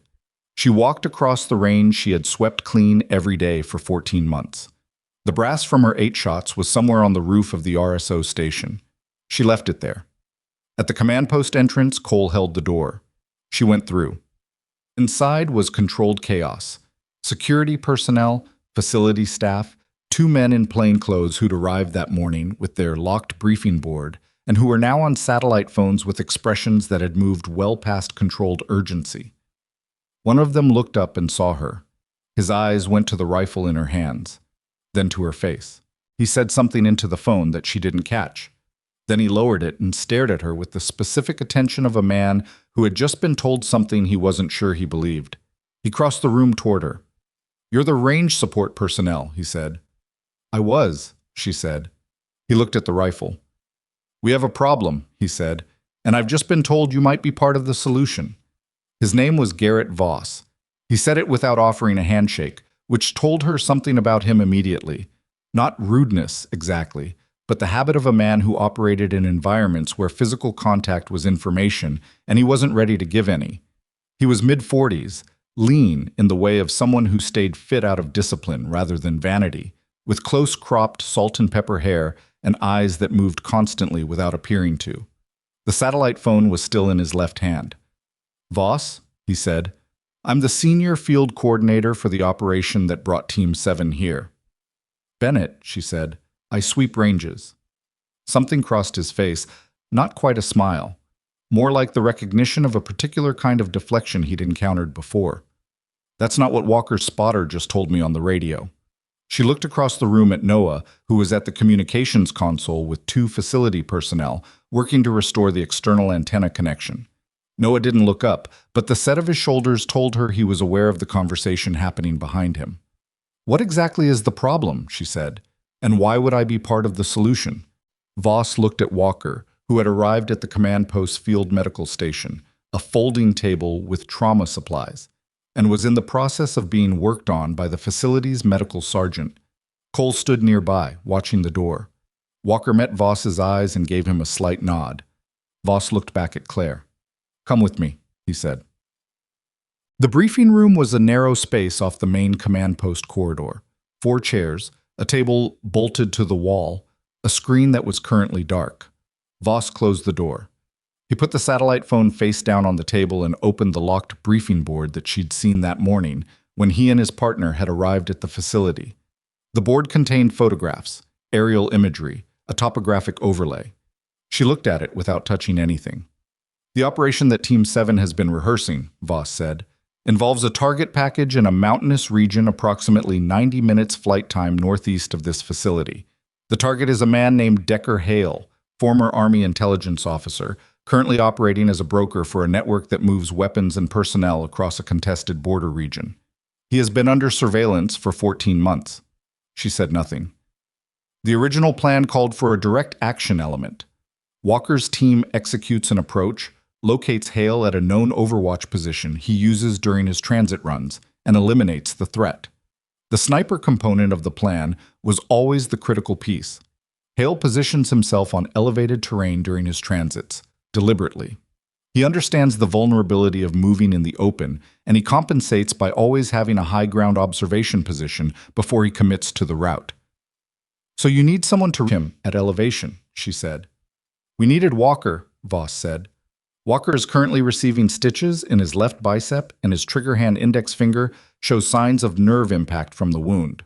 The medical sergeant doesn't think he'll have full fine motor control restored for at least 72 hours. She looked at the aerial photograph. A ridge system, a transit corridor in the valley below. A marked position on the ridge, approximately 800 meters from the valley floor, based on the scale indicator. The window, she said. 36 hours. 19 now. Voss's voice was flat. Hale moves at intervals. The next confirmed window for his transit is 19 hours from now, approximately 0300 tomorrow. If he completes this transit, he delivers a personnel package, 6 individuals with specific technical backgrounds, to a receiving party across the border. After that, we lose him for a minimum of 3 months while he rotates safe houses. She looked at the topographic overlay. The ridge system showed 2 viable approach routes, one from the south, one from the northeast. The southern approach was shorter but exposed. The northeast approach used terrain for concealment but added significant elevation gain. Who's running the team, she said. Mercer is operational. Reyes is operational. Walker can move and direct but cannot shoot to standard. So you need a sniper. I need someone who can make an 800-meter shot in pre-dawn darkness on a target at elevation, in mountain terrain, with variable wind, using a single opportunity. Voss looked at her steadily. Reyes told me what you did this morning. He also told me something else. She waited. He said you read wind better than anyone he's worked with. He said your adjustment sequence under fire was cleaner than operators he's trained alongside for years. Voss paused. He also said you hadn't fired a rifle in 8 years before today, which is the part I'm having difficulty with. It should be, she said, because it should disqualify me. You made 8 shots this morning, 6 hits, 1 structural kill on a mortar tube, 1 miss that you called before I could. The miss matters. All misses matter. You had one. He leaned forward slightly. The operators I have access to right now, in this facility, at this moment, I've run the math. Mercer is a breacher, not a precision shooter. The facility security personnel are trained to 300 meters. There are 2 additional operators in the vehicle staging area who are part of the outer security element. Neither of them has a long gun qualification above basic. He stopped. You are, factually and measurably, the most capable precision shooter I have access to in the next 19 hours. The room was quiet. She heard the faint sound of the medical sergeant's voice through the wall, talking to Walker. I'm support personnel, she said. I don't have a current operational qualification. I don't have a security clearance above the facility baseline. I have never operated in a real-world direct action context. This morning was the first time I have fired a weapon in a combat situation. I know all of that. Then you know why the answer should be no. Voss was quiet for a moment. He looked at the photographs on the table. Hale's personnel package, the 6 individuals he's moving. We have partial identification on 4 of them. 2 are weapons technicians with specific expertise in systems that can kill large numbers of people efficiently and with very little warning. He let that sit. We've been working this problem for 14 months. The window is 19 hours. She looked at the topographic overlay. 800 meters, pre-dawn, elevated target, variable mountain wind. She thought about the roof of the RSO station, the shaking in her hands afterward, the 2 figures at the south wire that she still hadn't fully processed and probably wouldn't for a long time. She thought about her grandfather telling her that the voice in your head was the last thing you heard before you either shot or didn't. Walker knows about this conversation, she said. He suggested it. She looked up. That surprised her more than anything Voss had said. He specifically asked to speak with you, Voss said, before we continue. The medical station had been partially cleared when she came back into the main room. Walker was sitting upright in the facility's single-padded chair, left arm bandaged from mid-bicep to elbow, looking like a man who had accepted discomfort as a condition of existence and had moved on to the next problem. The medical sergeant was cleaning up nearby. Cole stood by the door. Noah had finished with the communications console and was leaning against the wall, arms crossed, watching her come in with an expression she couldn't read. Close the door, Walker said. She closed it. Voss tell you everything? He said. He told me enough. What's your answer? She looked at him. What's your read? He considered that. My read is that you can make the shot. My read is also that the shot is not the only part of this problem, and the other parts are where I have questions about putting you in. Which parts? The approach is a 4-hour movement in mountain terrain at night in cold weather, carrying full kit. You've done range work and facility support for 14 months. I don't know your physical conditioning. I don't know how you move cross-country in the dark. I don't know how you respond to sustained stress over hours rather than the acute stress of this morning. Neither do I, she said. Not in this context. He almost nodded. She could tell he appreciated the honesty. The second thing, he said. This morning you made 2 shots on individuals at the South Wire under ambiguous threat assessment. You had Noah confirm hostile ID, but the decision timeline was compressed. In a direct action operation, the rules of engagement are structured, they are specific, and they are not negotiable regardless of what your instincts are telling you. He held her gaze. Operate within a command structure. Take orders from Reyes as your spotter, and hold fire when I tell you to hold fire, even if everything in you is saying shoot? The room was very quiet. Yes, she said. You sure? Because this morning I acted on the best information I had in the time I had. If you had given me a direct order to hold, I would have held. She kept her voice level. I don't have a problem with authority. I have a problem with inaction when inaction has a body count.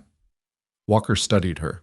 Cole by the door made a small sound that wasn't quite a laugh. One more thing, Walker said. After this is over, whatever happens, there are going to be conversations, reports, people asking questions about who you are and what your background actually is. He paused. Before we go any further, I need to know the real answer to that question, not the deflection you've been giving me. She stood in the middle of the command post with the rifle still in her hands and the smell of the morning smoke still in her clothes. She said, I was Army, military intelligence, originally. That's how I came in. Spent 2 years doing signals and analysis work at Fort Huachuca. Then I was reassigned to a Ranger support unit doing overwatch coordination, which is when I started doing formal range work in a professional context. She stopped. There was an incident, a training accident that wasn't entirely an accident. 2 people were injured. The investigation found that a series of command decisions led to it, and that I had flagged the safety concerns in writing before the event. She looked at the floor briefly. The investigation also found, somewhat conveniently, that I had not followed proper reporting channels, which was true in a technical sense. My flag went to the wrong officer, not because I didn't know the protocol, but because the right officer was the one whose decisions I was flagging. She looked back up at Walker.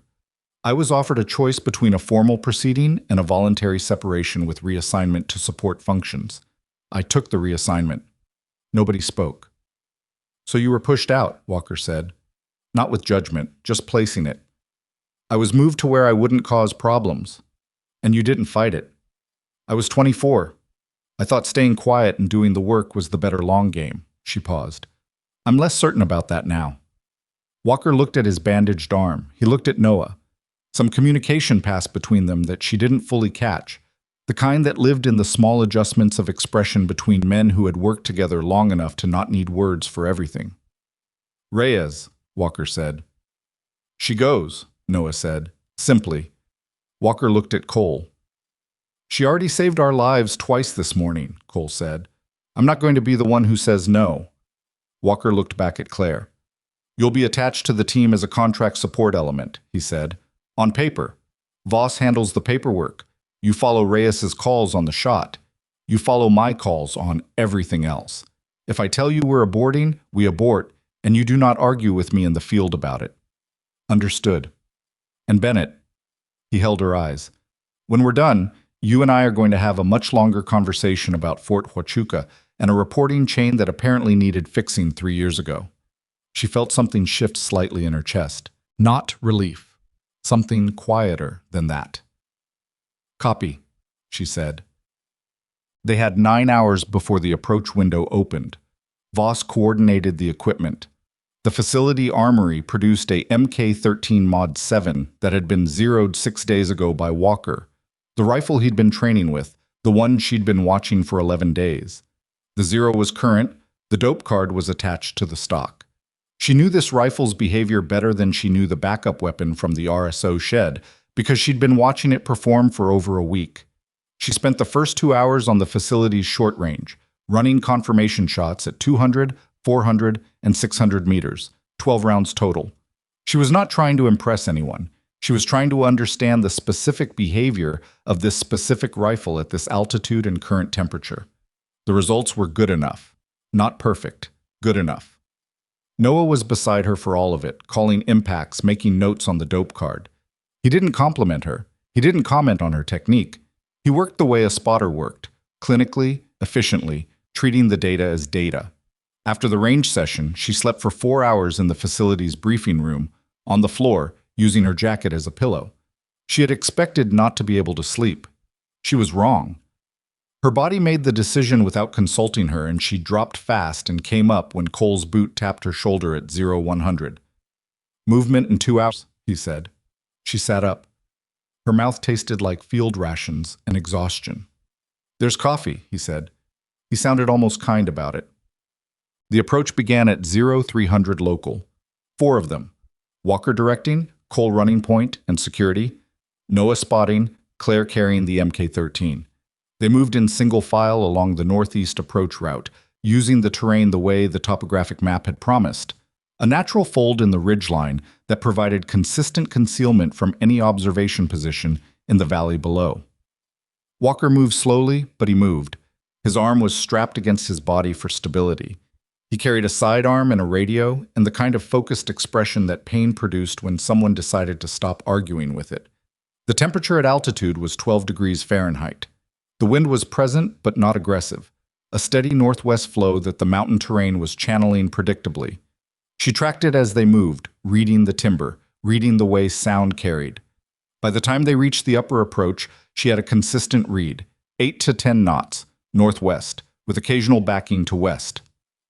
Northwest, when the terrain feature deflected the flow.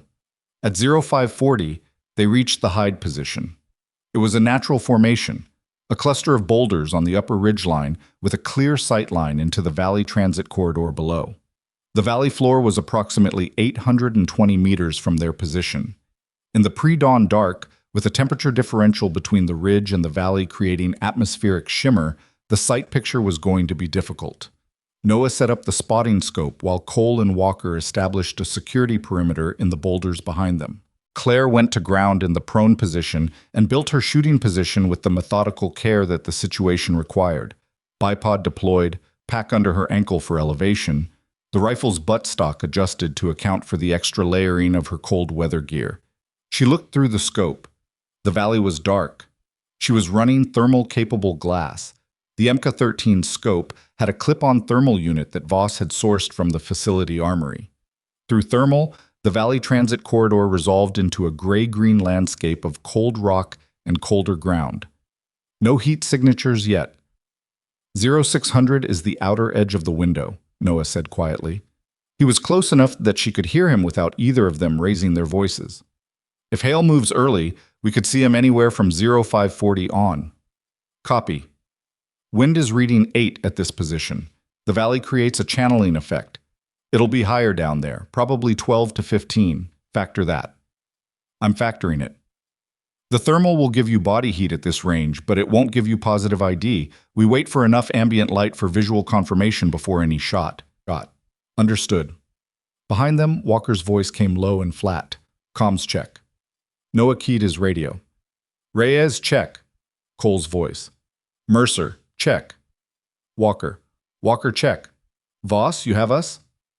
Voss from the facility. He'd stayed back to coordinate.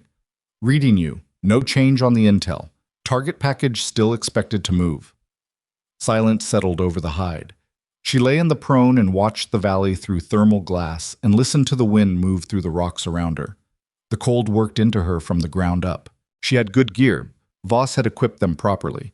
But ground cold was persistent in a way that clothing could only slow, not stop. She felt it in her hips and her elbows and the tip of her nose. She regulated her breathing and waited. At 0552, a heat signature appeared at the northern end of the transit corridor. Then another. Then 4 more behind those. Contact, Noah said. Quiet. Immediate. I see it, she said. 6 figures, moving south, consistent spacing. They know what they're doing. Noah was tracking through his scope. Lead element has a different heat profile, heavier equipment load. That's Hale, Walker said from behind them. He always runs point on his own transits, trust issue with his people. The 6 figures moved through the valley with the measured pace of people who'd made this transit before. They weren't running, they weren't hurrying, they were moving with the unhurried confidence of a route they believed was clean. She tracked the lead figure. 820 meters. Variable 12 to 15 knot wind in the valley, northwest. Temperature differential creating atmospheric shimmer that the thermal partially compensated for. Pre-dawn darkness.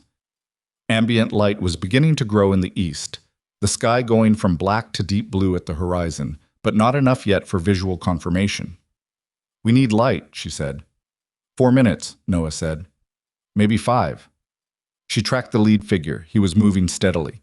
In 4 minutes, he would cover approximately 300 meters of the transit corridor. The optimal shot window, a section of the corridor where the terrain was most open and there was no natural cover for rapid concealment, was centered at about the midpoint of his current position. She did the math. If he maintains pace, he clears the optimal window in 6 minutes, she said. That's tight, Noah said. Can we take the shot before full visual confirmation? She said. Walker's voice. No. She had expected that answer. If he clears the window, she started. Then we don't take the shot, Walker said. We are not shooting an unconfirmed target at 800 meters in the dark. I don't care what the thermal says. Copy, she said. She kept tracking. The eastern sky was doing something now. Not sunrise, not yet, but the pre-dawn gradient that pushed the darkness from black toward the deep blue-gray that preceded visible light. She could see it above the ridgeline across the valley. 3 minutes. Maybe 4. The lead figure was moving. She tracked him. He stopped. She held her breath. The lead figure had stopped at a position on the transit corridor that was approximately 400 meters into their optimal window. I was looking back at the group behind him. Then he turned and looked up at the ridge lines on both sides of the corridor. He's scanning, Noah said. Barely audible. She didn't move. Nobody moved. The hide was a cold rock formation in the pre-dawn dark, and they were all completely still inside it. The lead figure spent 20 seconds scanning the ridge lines. She counted them. He looked directly toward their position for 4 of those seconds. She did not breathe during those 4 seconds. He looked away. He turned back to his group and made a hand signal, and they resumed movement. She exhaled, slow and controlled. The eastern sky brightened by another increment. 2 minutes, Noah said. She had the lead figure in the thermal. She was tracking him through the scope with the same smooth follow that she'd used on moving targets in competition, not chasing, leading, reading his pace and holding ahead of it. The optimal window was coming up. 1 minute to ambient light threshold, Noah said. Wind is reading 12 northwest, consistent. I'm holding for 13, she said. The valley channels. Agreed. 50 seconds. The lead figure entered the optimal window section. The sky continued to brighten. She could see, barely at the edge of perception, the difference between the thermal image and the beginning of real visual data. The shapes were becoming more resolved. The rocks, the scrub vegetation, the figures. Coming up, Noah said. 40 seconds. She could see the lead figure's profile now through the scope. Not details, but outline. Male, tall, heavy equipment load on his back, moving with the ease of physical condition and long familiarity with mountain terrain. 30 seconds, Noah said. She settled her breathing into the 4-count pattern. In for 4. Out for 4. Find the bottom of the respiratory pause. Hold there. 20 seconds. The ambient light hit threshold. Visual confirmation window open, Noah said. His voice was level, but she could hear the controlled tension underneath it. I need a face. She was already adjusting the scope magnification, dropping from the thermal clip-on's rendered image to the actual glass, 40x, clear optics in the growing light. The target figure was at 810 meters now, slightly closer as he moved south. Through the scope, in the early light, she saw him. "I need confirmation," Noah said. "Walker, I need you on glass." She heard Walker shift position behind her. He had a compact bino, a laser-ranging unit. She heard the optic come up. 3 seconds. "That's Hale," Walker said, flat, certain. "I've got the scar on the left jaw. That's him." "Confirmed hostile," Noah said. "Bennett, you are cleared to engage." Everything went quiet. Not literally. The wind was still moving. Her heart was still beating. Behind her, she could hear Cole's slow, controlled breathing, but something in her went still. She found Hale in the scope. He was moving at a steady walking pace south through the corridor, not looking up. He was perhaps 30 meters from the far edge of the optimal window, beyond which the terrain offered him rapid natural cover. She had a time window of approximately 20 to 25 seconds before he was in a position where the shot became significantly more complex.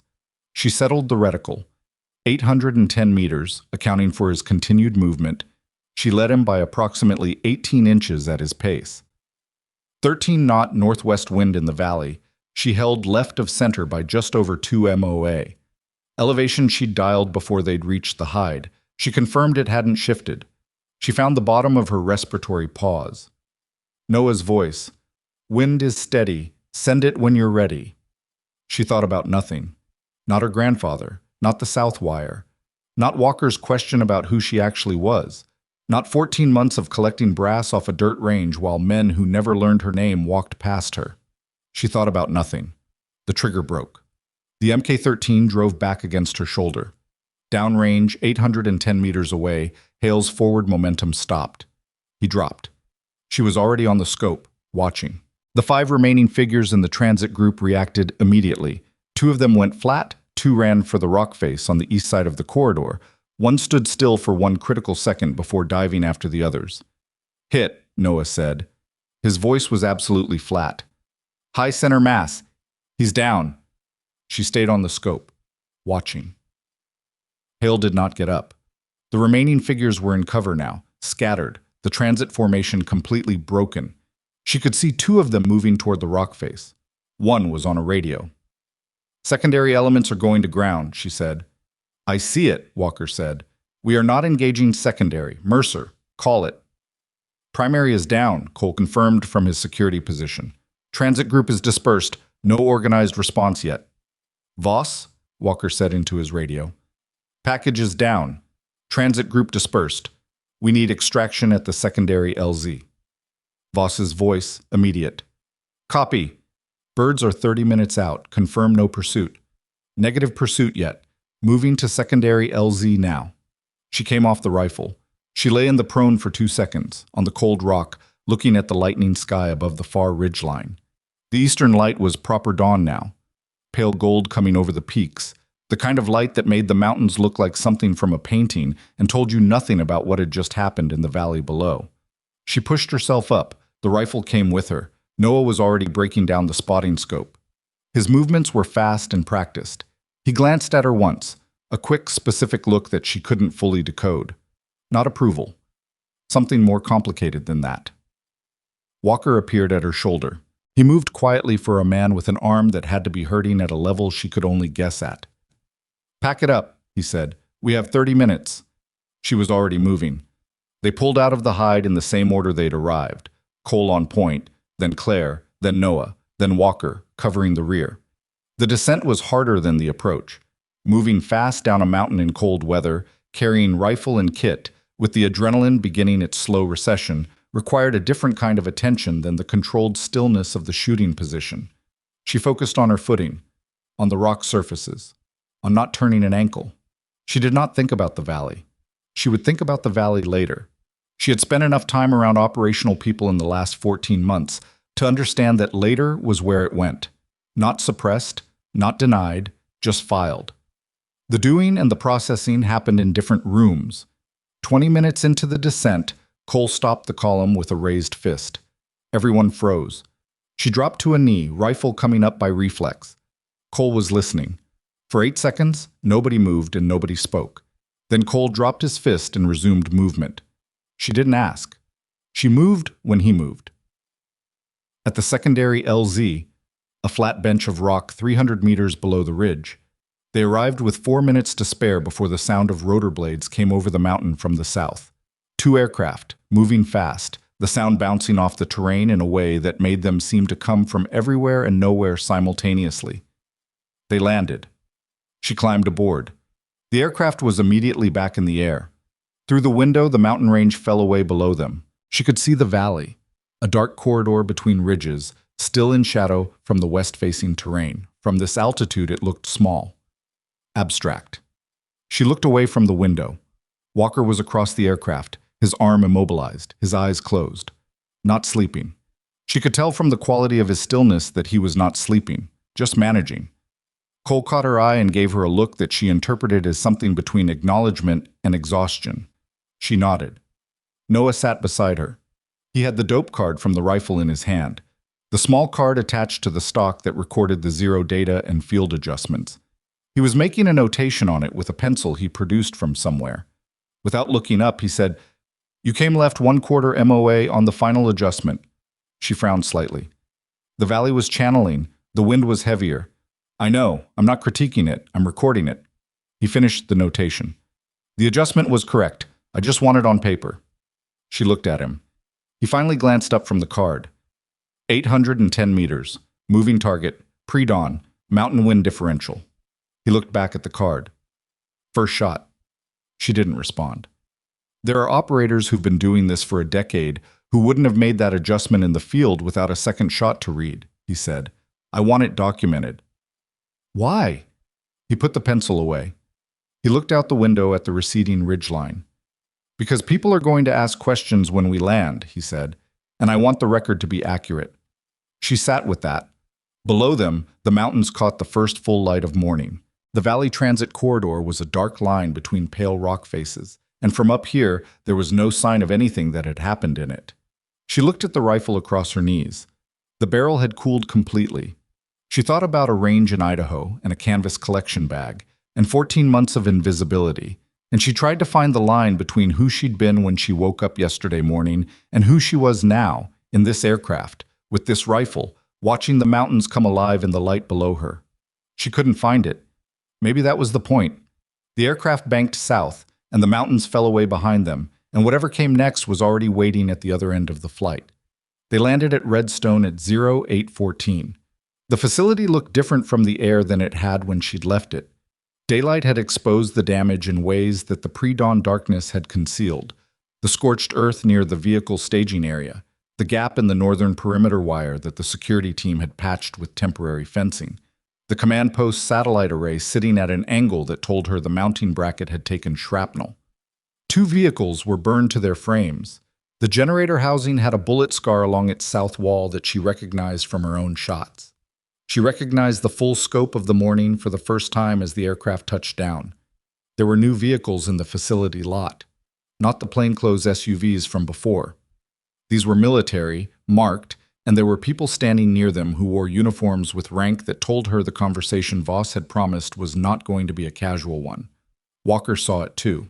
She could tell from the way he looked out the window on the approach, and then looked away, the movement of his jaw working through something he didn't say. Cole said, "That's a lot of brass for a debrief." "It's not a debrief," Walker said. "It's an inquiry." The aircraft settled, the rotors wound down. Claire gathered the rifle and her kit and stepped off onto the tarmac. The cold hit her immediately. Full morning cold now, not the pre-dawn extreme of the mountain, but still below freezing.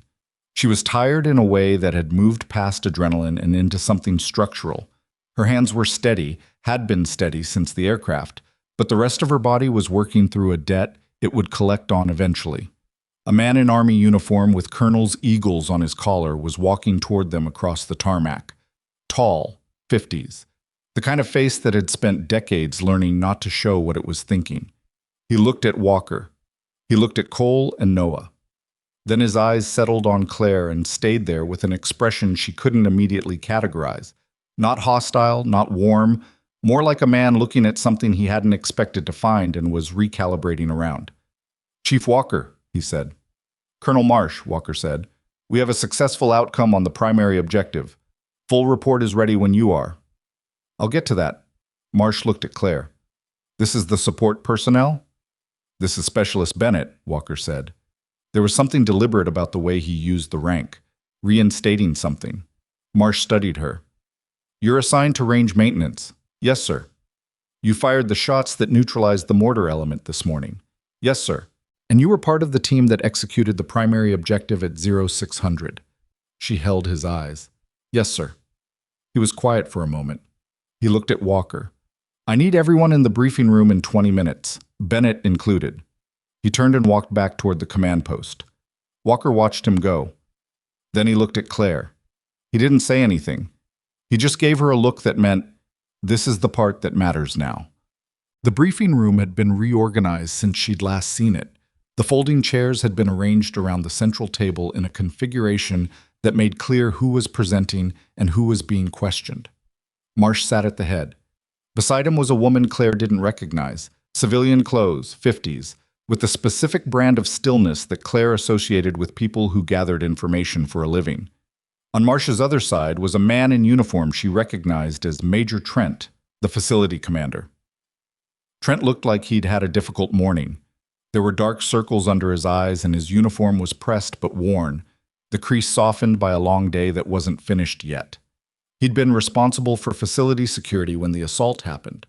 That was going to have consequences of its own that had nothing to do with Claire. Voss was there too, at the far end of the table, looking like a man who had been awake for 30 hours and was operating on professional function alone. Walker, Cole, and Noah sat on one side of the table. Claire sat beside Noah. She set the rifle on the floor beside her chair and put her hands flat on the table. Marsh looked at the rifle. Walk me through the morning, he said. From the beginning. I want to hear it from you, Specialist, not from the reports. She walked him through it. She was precise and sequential, and she did not minimize or inflate anything. The initial explosions, her movement to the equipment shed, the decision to take the backup weapon, the RSO station, the mortar crew, the South Wire contact. She laid it out in the same flat, factual cadence she'd watched briefings be given at this facility for 14 months, because that was what the situation called for, and she understood that better than she understood most things. When she finished, Marsh was quiet for a moment. You made an independent decision to access a restricted weapons cache, he said. I had facility security clearance that covered that cabinet. I accessed it within my authorization. Your authorization covers emergency range shutdown procedures, not combat weapons retrieval. The authorization document says emergency equipment access. It doesn't specify the nature of the emergency. Marsh looked at her. You're parsing language. I'm being accurate, sir. He let that sit for a moment. The woman beside him, the civilian, was watching Claire with an attention that was different from Marsh's, less evaluative, more like she was listening for something specific. The South Wire engagement, Marsh said. You engaged 2 individuals without direct command authorization. I had hostile identification from Petty Officer Reyes. Reyes is a spotter. He confirmed a threat assessment. He did not issue a shoot authorization. No, sir, I made that decision. Based on your judgment that the situation required immediate action. Based on the fact that they were 8 seconds from the generator panel and the command post was running on facility power. She kept her voice level. If I had waited for a radio call up the chain, we'd have lost power, lost comms, and the defensive perimeter would have collapsed without command coordination. That's the calculation I made. And if you were wrong about their intent, then 2 people who shouldn't have died would be dead, and I would answer for it fully. She looked at him. I wasn't wrong. Marsh studied her for a long moment. No, he said. You weren't. He shifted slightly in his chair. That doesn't mean the decision was yours to make. I know that, sir. Chief Walker made the same point this morning. And yet you made it anyway. Yes, sir. Why?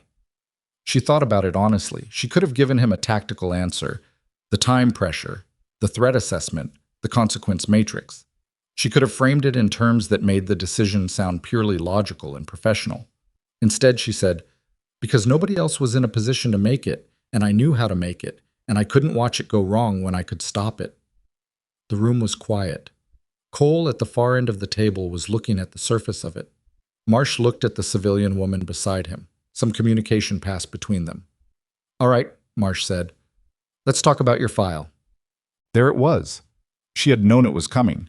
She'd known it since the moment Walker asked her in the command post who she actually was. The file was the thing that lived underneath everything else. The reason she was sweeping ranges instead of doing the thing she was built to do. Fort Huachuca, Marsh said. 2019. You were attached to a Ranger support unit, working Overwatch coordination. There was a training incident, a live fire event that went outside its designated parameters. 2 personnel were injured, 1 seriously. Yes, sir. The investigation found that multiple command decisions contributed to the incident. It also found that you had submitted a written flag concerning safety protocols approximately 72 hours prior. Yes, sir. To Captain Roland Webb. She paused for a fraction of a second. Yes, sir. Webb was the officer whose decisions were identified as contributing factors. He was also the officer whose approval I needed for any safety flag to go up the chain. Yes. Marsh leaned forward slightly. Your separation agreement included a non-disclosure component. You agreed not to discuss the specifics of the investigation in any official context. I'm aware of what I agreed to.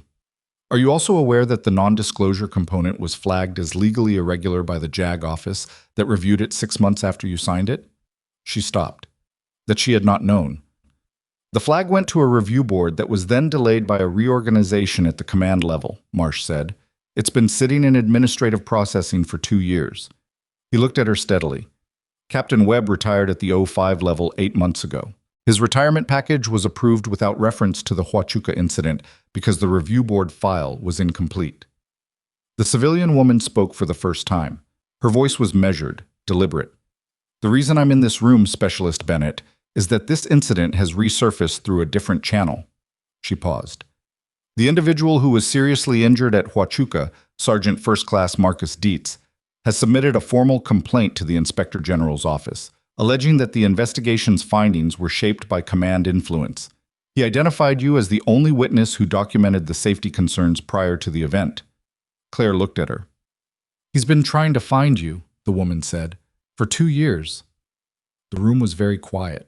She thought about Dietz. She hadn't thought about him directly in a long time. She'd filed that with the other things that lived in the processing room she didn't visit often. He'd been a good sergeant. She'd seen him twice in the weeks before the incident, worked adjacent to his unit. After Huachuca, she'd heard he'd lost partial hearing in one ear and had been medically separated. She'd been told, as part of her own exit processing, not to contact anyone associated with the investigation. She had followed that instruction. She had told herself at the time that following it was the right call. She was less certain about that now. She was less certain about it every year. I didn't know about the IG complaint, she said. I know you didn't, the woman said. That's relevant. Marsh looked at his hands on the table. He looked like a man who had spent the last 2 hours receiving information that was rearranging his picture of a situation. The non-disclosure agreement you signed is of questionable legal standing. The JAG review from 21 confirms it likely wouldn't survive a formal challenge. He looked up. The reason we're having this conversation now, in this room, on this morning, is because what you did today has created a situation where your file cannot remain where it is. Walker said, Explain that. Marsh looked at him. A facility support worker with no current operational qualification neutralized a 3-man mortar threat, eliminated a 2-person Southwire entry team, and then executed a 800-plus meter precision shot on a high-value target in pre-dawn mountain conditions. He looked back at Claire. That is not something we can file under support personnel and forget about. The operational report from today is going to move up a chain, and when it does, people are going to ask who Bennett is and how she got here. And the answer to that question is going to require a complete accounting of the Huachuca incident. Because the Huachuca incident is why she's here, Walker said. Yes. Walker looked at Claire. She could see him working through something, the same careful recalibration she'd seen on his face that first morning when he'd asked her about wind calls. Someone buried her, Walker said. It wasn't a question. Captain Webb's file shows 3 other instances of similar management of problematic safety reports over his command tenure, the civilian woman said. The Huachuca incident is the one with documented injury, which is why it's the one that surfaced. She flagged a safety issue. He buried it. People got hurt. And she took the exit option because she was 24, and she didn't understand yet that the exit option was designed to make the problem go away quietly. Walker's voice was flat. That's the story. That's the story, Marsh confirmed. The room was very quiet. She had known the outline of this for 3 years. She had known it the way you know something that you've decided not to look at directly, because looking at it directly didn't change anything and made it harder to get through the days. She had swept ranges and done her work and not looked at it. Now it was on the table in a briefing room in Idaho while a colonel and a civilian intelligence officer and 3 Navy SEALs looked at her, and the only thing she felt was a strange, tired clarity. "What happens now?" she said. Marsh looked at the woman. "The IG complaint moves forward," the woman said, "with your cooperation, which we're requesting. Your non-disclosure agreement will be formally challenged and almost certainly vacated. The Huachuca investigation will be reopened with a full accounting of the command influence issues." She paused. "Captain Webb's retirement will be reviewed." "And Bennett?" Walker said. "That depends on several things," Marsh said, "primarily on what Specialist Bennett wants." She looked at him. "What are the options?" "You can return to support assignment and let the process work through legal channels. That's the option that carries the least friction for the institution, which is why I'm mentioning it first, and also why I'm going to tell you it's the worst option." He held her gaze. "The second option is that the operational report from today goes forward with a complete accounting of your performance, your background is formally reviewed, and you enter a qualification assessment pathway for advanced operations." She was quiet. "That means leaving range support," Marsh said. "It means a formal evaluation process, because you don't have current qualifications, and those cannot be waived regardless of what you did today. It means a review board for Huachuca. It means months of process before anything is settled." He paused. "It also means that what happened at Huachuca gets a real accounting rather than an administrative burial." She thought about Dietz. She thought about a man she'd barely known who'd lost part of his hearing and his career and had been trying to find her for 2 years. "The Huachuca review," she said. "My cooperation. Does it require me to testify formally?" "Yes," the woman said. "In detail." "And Webb's retirement review. What's the realistic outcome?" Marsh said, "That's not a question I can answer. Best estimate." He looked at her steadily. "Webb has connections at the 06 level that will complicate things. The documented pattern of behavior helps. Your testimony, combined with Dietz's complaint and the original JAG flag, gives the review board enough to work with." He paused. "There are no guarantees." "There never are," she said. She looked at her hands on the table, steady. She noticed that they were steady. She thought about the morning, about the equipment shed and the backup rifle and the decision she'd made to take it. She thought about Walker handing her the authorization in a burning base, not by handing her anything physical, but by looking at her and asking if she could make the shot. She thought about this fact that the decision she'd made at 24, take the quiet exit, keep her head down, do the work, wait for things to improve, had resulted in 3 years of collecting brass, while the man who'd buried her report retired with a full package. "Option 2, she said. Marsh nodded, one nod, unhurried. "All right. I want to speak to Dietz before the formal process starts. If he's been trying to reach me for 2 years, he deserves to hear from me directly." Marsh looked at the civilian woman. She nodded. "We can facilitate that," Marsh said. Walker said, "The qualification assessment, timeline?" "Formal process, minimum 6 weeks for the initial board, then individual evaluation phases, which vary by candidate." Marsh looked at Walker. "Is that a question about your interest in the outcome?" "I want to know how long before she's operational," Walker said simply. Trent, the facility commander, looked up from his end of the table. He'd been quiet through most of this, which she suspected was a mix of his own situation and an awareness that this conversation was above his pay grade. "Chief Walker, with respect, you're already short a qualified sniper. You're not suggesting—" "I'm asking about a timeline," Walker said. "I'm not asking for anything that bypasses the process." Trent looked at Marsh. Marsh looked at Walker with the measured expression of a man who understood operational need and institutional process, and had spent his career finding the narrow path between them. 6 weeks minimum, Marsh said. Realistically, 3 to 4 months. Walker looked at Claire. She looked back. Something passed between them that wasn't quite what she would have called understanding. It was more specific than that, more narrow. The recognition between two people who had been in the same place at the same time and come through it, and now were on the other side of it together. 4 months, Walker said. He said it like a fact he was accepting rather than a complaint. The debrief continued for another 2 hours. She answered questions from Marsh, from the civilian woman, and at one point from a voice on a secure phone line that she was told belonged to someone she did not need to know the identity of.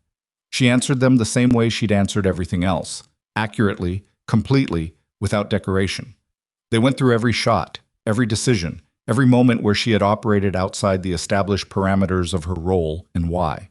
The civilian woman had a recorder running. She didn't ask permission, she simply placed it on the table and started it. Claire didn't object. She had nothing to hide and she was tired of behaving as though she did. At one point, Marsh asked, "The first shot this morning, the mortar crew. When Walker told you what the situation was and asked if you could make the shot, what did you think?"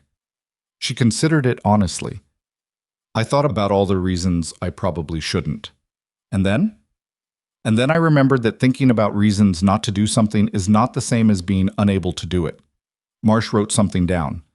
"One more question," the civilian woman said, "and this is not for the formal record." She reached forward and clicked off the recorder. 8 years. You spent 8 years on support duty.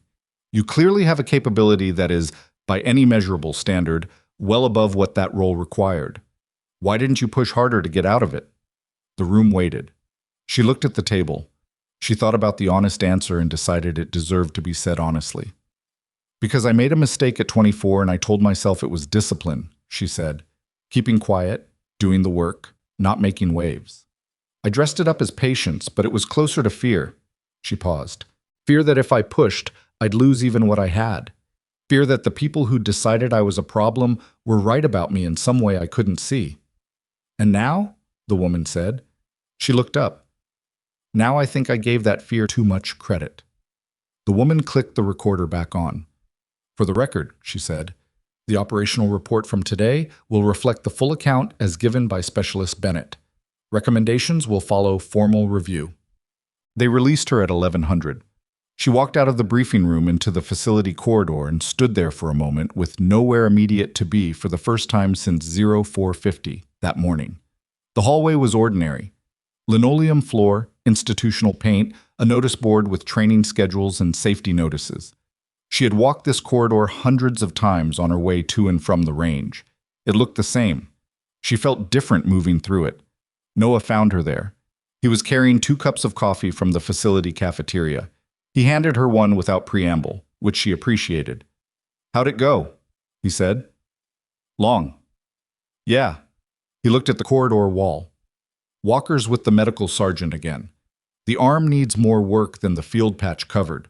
He paused. "Cole's eating, if you're tracking the team's current status." "I'm tracking it." He drank his coffee. She drank hers. It was bad coffee. The facility's cafeteria ran on industrial grounds and hot water that was never quite hot enough. She'd been drinking it for 14 months and had never bothered to improve the situation. "The qualification assessment," she said. "Word travels," Noah said. "Fast. Walker told Cole. Cole told me. It's a small facility." He looked at her. 6 weeks minimum. Could be longer depending on the review board." "I know." "You okay with that?" She thought about it.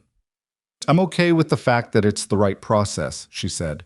"Whether I'm okay with the timeline is a different question." He almost smiled. It didn't fully complete itself. "That's a very careful answer." "I learned it from watching debriefs for 14 months. He finished his coffee. He looked at the cup for a second and then looked at her with the direct, uncomplicated attention that she'd come to associate with how he operated. No social noise, no softening. "I've worked with Walker for 4 years," he said. "He's asked twice in that time to bring someone into a qualification track. Both times they earned it." He paused. "He asked this morning, before the debrief. Before Marsh made it an official option. Walker called up the chain on his own. She hadn't known that. She absorbed it." "He did it because it's the right thing," Noah said. "Not as a favor. He doesn't do favors that don't make operational sense." He set the empty cup on the notice board ledge. "I'm saying that so you understand what it means and what it doesn't mean." "I understand," she said. "Good." He pushed off from the wall. "Get some food. Sleep if you can. Tomorrow is going to have more paperwork than either of us wants." He walked away down the corridor. She stood with the coffee cup and the bad coffee and the morning behind her. Through the facility's narrow windows, she could see the range complex. The lanes were empty. Nobody was running training today, not with the damage and the ongoing security assessment. The target frames stood at their distances, patient and inanimate. The wind flags at the 400-meter mark were moving steadily in the northwest flow. She looked at the flags. 8 to 10 knots, she thought automatically. Maybe 9. The habit wouldn't leave her. She wasn't sure it ever would. She walked toward the cafeteria. In the medical station as she passed, she could hear Walker's voice and the medical sergeant's voice, and the particular clipped exchange of two people working through something uncomfortable but necessary. She didn't stop. Walker didn't need an audience. But as she passed the doorway, Walker's voice came through clearly enough that she caught it without trying to. Give me a realistic number for full restoration. The medical sergeant. Full fine motor on the trigger hand? 4 to 6 weeks, Chief, if you do the physical therapy correctly, which means not loading weight on it. Walker. Define not loading weight. The medical sergeant, with the exhausted patience of someone who had given this speech before. It means no rifle, Chief. 6 weeks. Silence. Then Walker. 5. The medical sergeant. 6. She kept walking. In the cafeteria, she took a tray and moved down the line and let the server put food on it without looking at what it was. She found a table by the window that faced the range. She sat down. She looked at the empty lanes. She thought about the conversation in the briefing room, about Dietz and Webb, and the 3 years that had passed in the silence between a buried safety report and this morning. About the qualification assessment and the review board and the months of process ahead of her. She thought about what the civilian woman had asked. Why didn't you push harder? She hadn't told the full truth. The full truth was harder and smaller and more embarrassing than the answer she'd given. The full truth was that some part of her had believed that her talent was something she'd made up, that her grandfather had been generous, and competitions had been limited field, and that in a real context, against real standards, she would find out that she was ordinary, that the quiet exit at 24 had been, underneath its practical logic, a way of not finding out. The morning had answered that question in a way she hadn't been able to answer it herself. She wasn't sure whether that was good or simply complicated. Probably both. She picked up the fork and looked at the tray and discovered that the server had given her scrambled eggs and toast and a small container of orange juice, which was an unexpectedly reasonable breakfast for a facility cafeteria at 1100 hours. She ate. Outside, the wind flags moved steadily.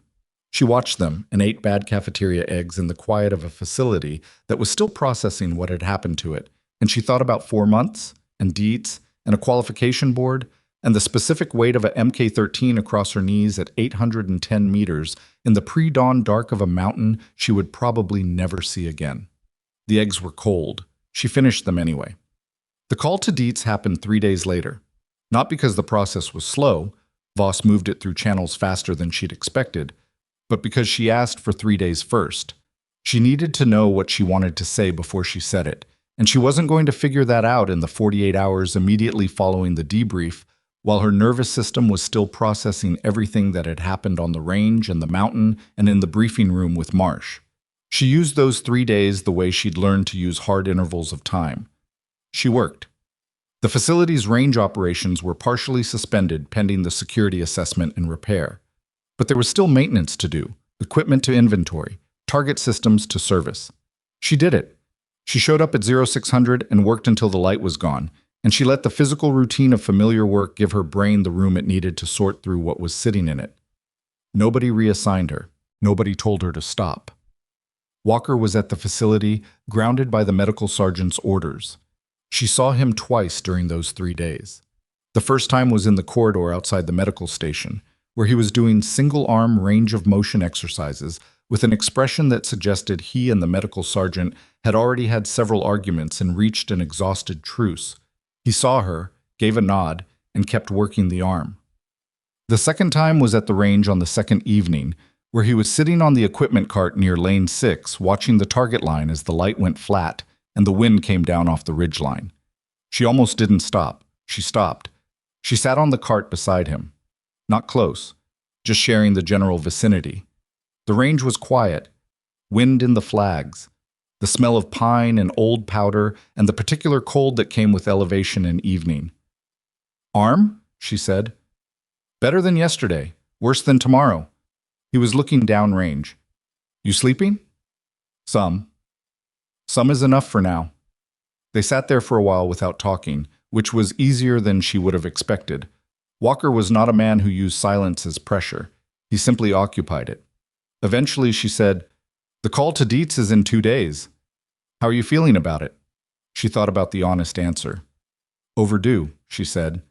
He nodded slowly. Overdue is usually the right word for those conversations. He was quiet for a moment. "I looked up the Huachuca incident. Not the official record, the original safety report you filed.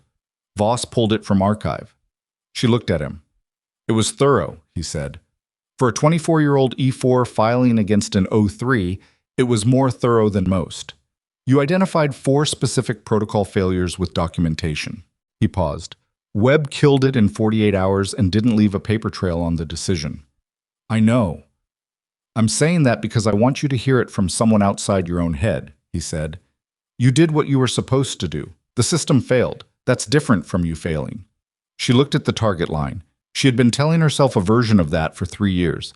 It was different hearing it said plainly by someone who had read the actual document and was not trying to make her feel better. "What happened to the people Webb's other incidents affected?" she said. "1 is still in. 2 got out. None of them filed IG." He looked at her. "You're the one who created the record that makes Dietz's complaint viable."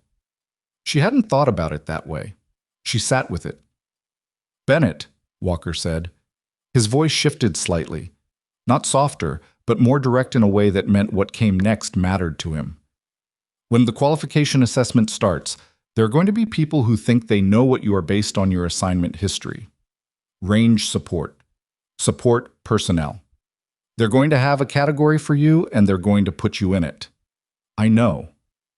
You are going to have to decide every single day whether to let that category define the space you take up or not." He looked back at the target line. "What I watched you do on that roof and in the valley is not something that comes from not deciding." She was quiet. "You decided to take the shot every time," he said. "That's not just technique, that's something else. Whatever you want to call it." He paused. "Don't let a review board or a qualification timeline or a system that made you sweep ranges for 3 years talk you out of it." The wind moved through the flags at the 400-meter mark. 8 knots, she thought, northwest, backing slightly. "Copy," she said. He almost smiled. Not quite, but almost. The call to Dietz happened on a Thursday morning, routed through a secure line that Voss set up in the facility's communications room. She sat alone in there with a headset and a cup of coffee that had gone cold while she was waiting for the connection to establish. The line clicked. "Bennett." His voice was different from what she remembered. Rougher on one side, which she understood was the hearing loss. He'd compensated by speaking slightly louder than necessary, a habit the partially deaf sometimes developed. "I wasn't sure this call was going to happen. I'm sorry it took this long," she said. A pause. "You didn't know I was looking?" "No, but I should have reached out regardless." She stopped. "What I did?" "Staying quiet, taking the exit, not pushing the investigation forward. I've spent 3 years telling myself it was the practical choice. I think I was wrong." The line was quiet for a moment. "I lost the hearing in my left ear," Dietz said. "Partial. Enough that it ended my operational career." His voice was even. Not accusatory, just factual, the way she'd heard soldiers talk about injuries. Not minimizing, just refusing to dramatize. "I'm not telling you that to make you feel guilty. I'm telling you because I want you to understand what I need from the formal process." "What do you need?" "I need the record to say what actually happened, not what Webb's version said. I need it documented that the safety flag existed, that it was filed correctly within the authority of the person filing it, and that it was buried by command decision." He paused. "I'm not looking to destroy Webb. I'm looking for the record to be accurate, because there are other people in other units who have the same problem right now, and if the process shows that a safety flag can be buried without consequence, those people don't file." She thought about that. She thought about it for long enough that he said, "Bennett?" "I'm here," she said. "I'm going to give the IG office everything. The original report, the timeline, the specific conversation I had with Webb when I filed it, and he told me it would be handled." She paused. "I have notes from that conversation. I kept them." Silence on the line. "You kept notes," Dietz said. I kept notes, she said. I didn't know what to do with them, so I kept them. Another silence, longer. All right, he said. His voice had changed slightly. Something in it had settled. Then we have what we need.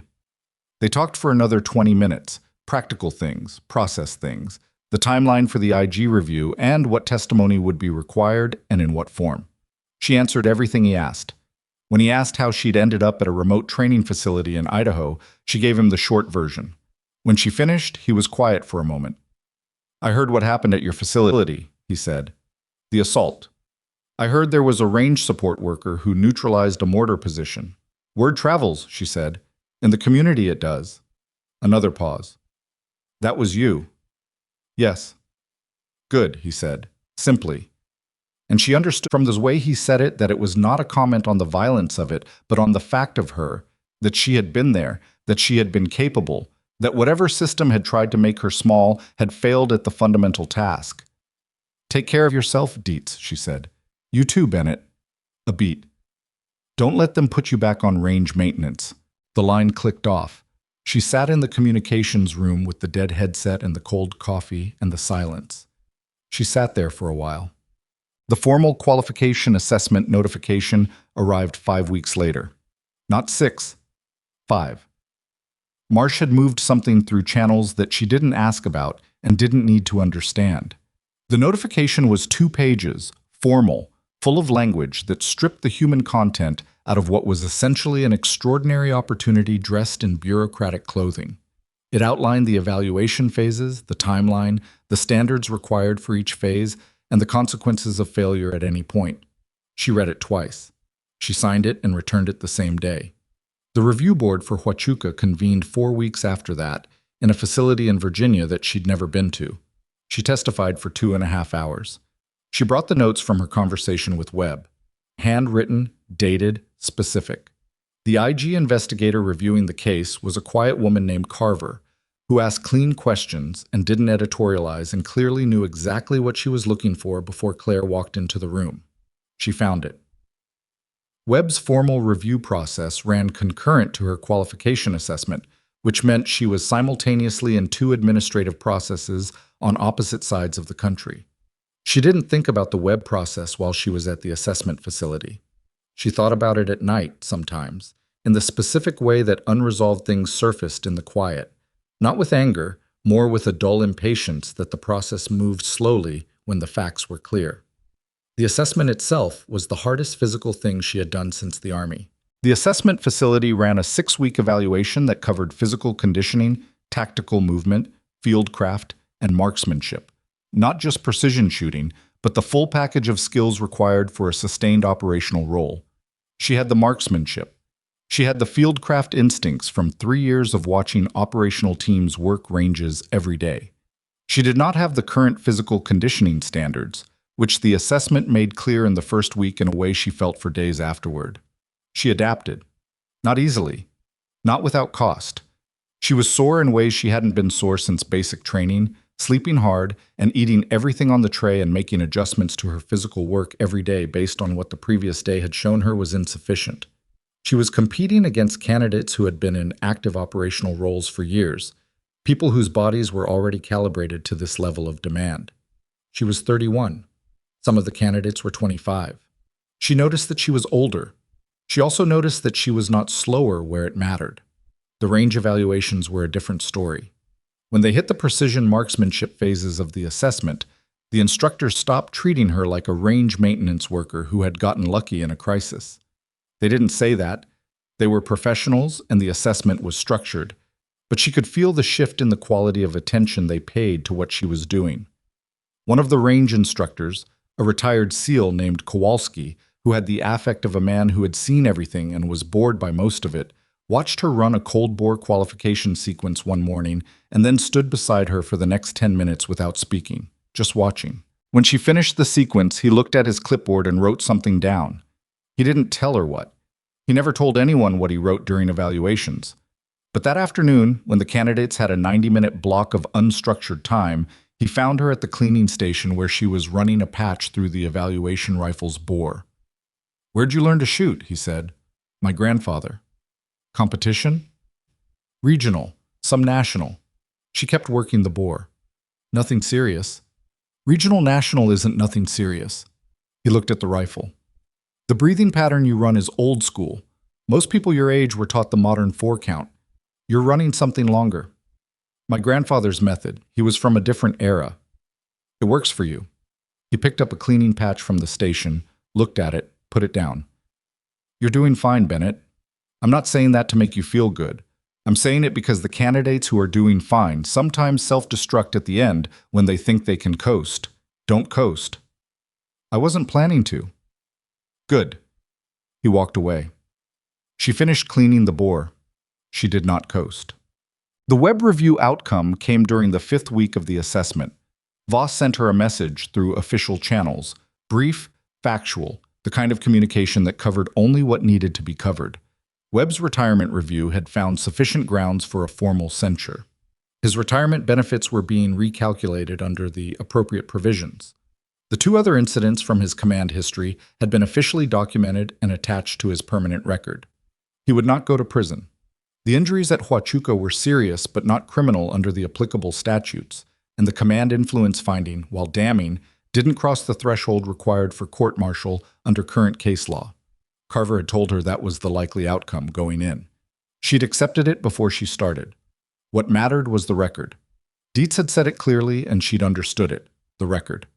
The documentation that a safety flag had been filed, had been buried, had caused injury, and had been perpetuated by a system that made it easier for the person flagging the problem to disappear than for the problem to be fixed. The record now said something different. That was real. That was permanent. Other people in other units who filed safety concerns through the appropriate channels would now do so with a precedent that the burial of those concerns had documented consequences. That was the outcome she could live with. She put the message away and went to the afternoon range session. She passed the assessment on a Friday. No ceremony, no dramatic moment. Kowalski posted the results on the board outside the evaluation center at 1400 hours, and the candidates gathered and read them and dispersed. She looked at her name with the pass notation beside it and stood there for about 4 seconds and then went to find food because she was hungry and the cafeteria was open. Walker called that evening. His arm was out of the immobilization support, he said. Physical therapy was going well. He'd be cleared for full duty in approximately 3 weeks. Assessment results, he said. Passed. I know. Kowalski sent me a note. A pause. What did he say to you on the range that 2nd week? That I was doing fine and not to coast. That's Kowalski's version of exceptional. She could hear something in Walker's voice that wasn't quite warmth, but was adjacent to it. You have a formal assignment preference process that starts next week. I can't tell you what to request. That's your decision. I can tell you that Team 7 has a sniper position that isn't filled. She knew that. She'd known it for 2 months. Walker, she said, before I answer that, I need you to tell me something straight. Go ahead. Is the offer because of what happened at Redstone? Because you feel like you owe me something or you're managing a debt? Or is it because you actually want me on the team? Silence on the line. Not a long silence. Walker wasn't a man who needed long pauses. Both of those things are true, he said, and neither of them is the reason. The reason is that I've worked with a lot of shooters. I watched you make 3 separate wind reading adjustments under live fire conditions and get them right with an unverified 0 on a backup rifle. Then I watched you make a moving target shot at 810 in pre-dawn mountain conditions on the 1st round. He paused. That's not debt. That's operational need matched to demonstrated capability. She looked out the window of her room at the assessment facility. Dark outside, a lit parking lot, a tree line, the flat suburban terrain of Virginia that was so different from Idaho and Wyoming and the mountains where she'd spent the 2 defining days of her adult life. Then yes, she said, I'll submit Team 7 as preference. Good. He said it the way Dietz had said good on the phone, not elaborating, not reducing, just accepting the fact of it. Walker? She stopped. What? Thank you for calling up the chain before Marsh made it official. Noah told me. A pause. Noah talks too much. He was being accurate. Yeah, well, she could hear Walker moving on his end of the line, the faint sound of something being set down. You did the hard part, Bennett. I just pointed in a direction. The line was quiet for a moment. "Get some sleep," he said. "You've got a busy week." He ended the call. She put the phone down and sat on the edge of her bunk. She thought about her grandfather's house in Wyoming, the Saturday mornings, the cold range at the edge of town where he'd set up steel plates at distances that seemed impossible to her at 13 and became routine by 15. She thought about the way he'd stood behind her, never beside her, always behind her, so she couldn't see his expression and had to make the decision herself.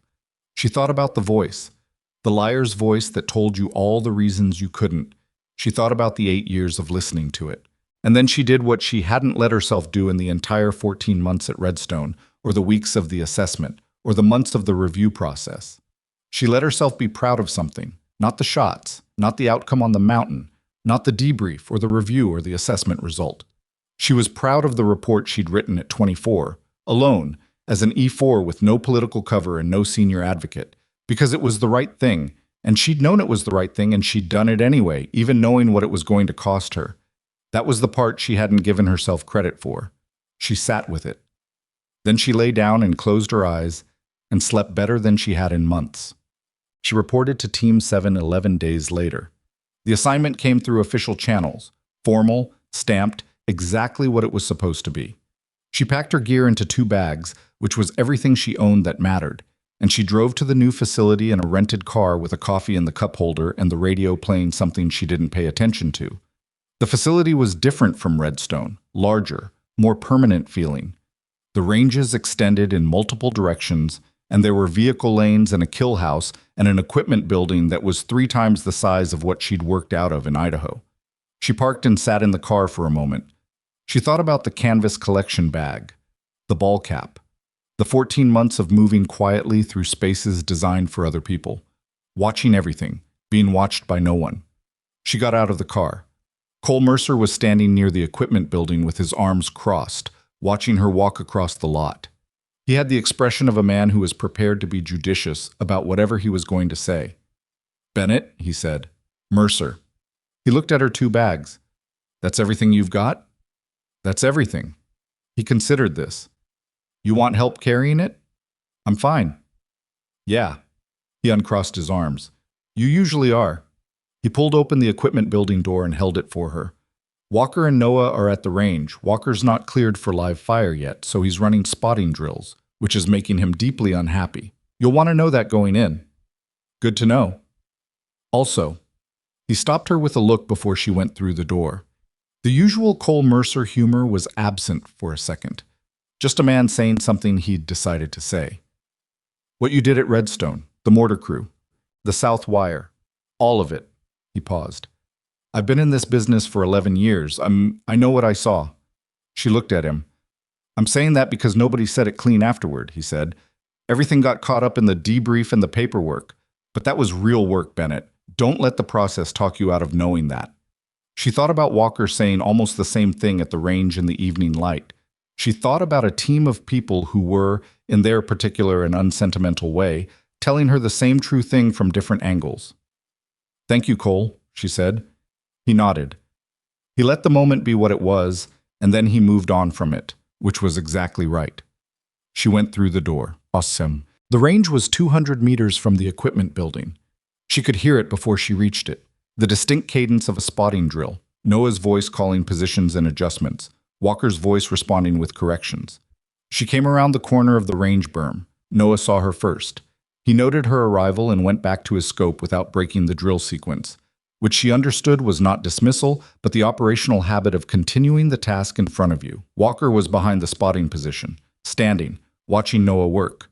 His arm was out of support now, but she could see the slight protective angle he still held it at. The involuntary guarding that lingered after injury longer than the injury itself. He turned when he heard her footsteps on the gravel. He looked at her. She looked at him. "Bennett," he said. "Chief?" He looked at the 2 bags in her hands. He looked at the range behind him. The 600-meter line, the steel plates, the wind flags she could already read from this distance. Northwest, 9 knots. Steady. "You ready to work?" he said. She set her bags down. She looked down range. 600 meters of open Idaho terrain under a pale November sky.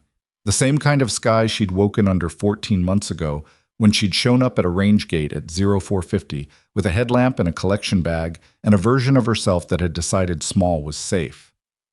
"Yes," she said. Walker handed her the dope card from the range's MK-13. She took it. She read it. She adjusted the scope.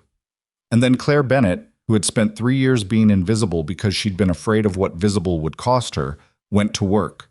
Not because she had something to prove, because she was exactly where she was supposed to be, doing exactly what she was built to do, and she had finally stopped pretending otherwise. The wind moved through the flags at the 400-meter mark. She read it. She shot. The world doesn't always recognize what it has until it needs it. And some people spend years being told they're less than what they are. Not because it's true, but because it's convenient for someone else. What you carry in silence doesn't disappear. It waits. And when the moment finally asks the real question, the only thing that matters is whether you are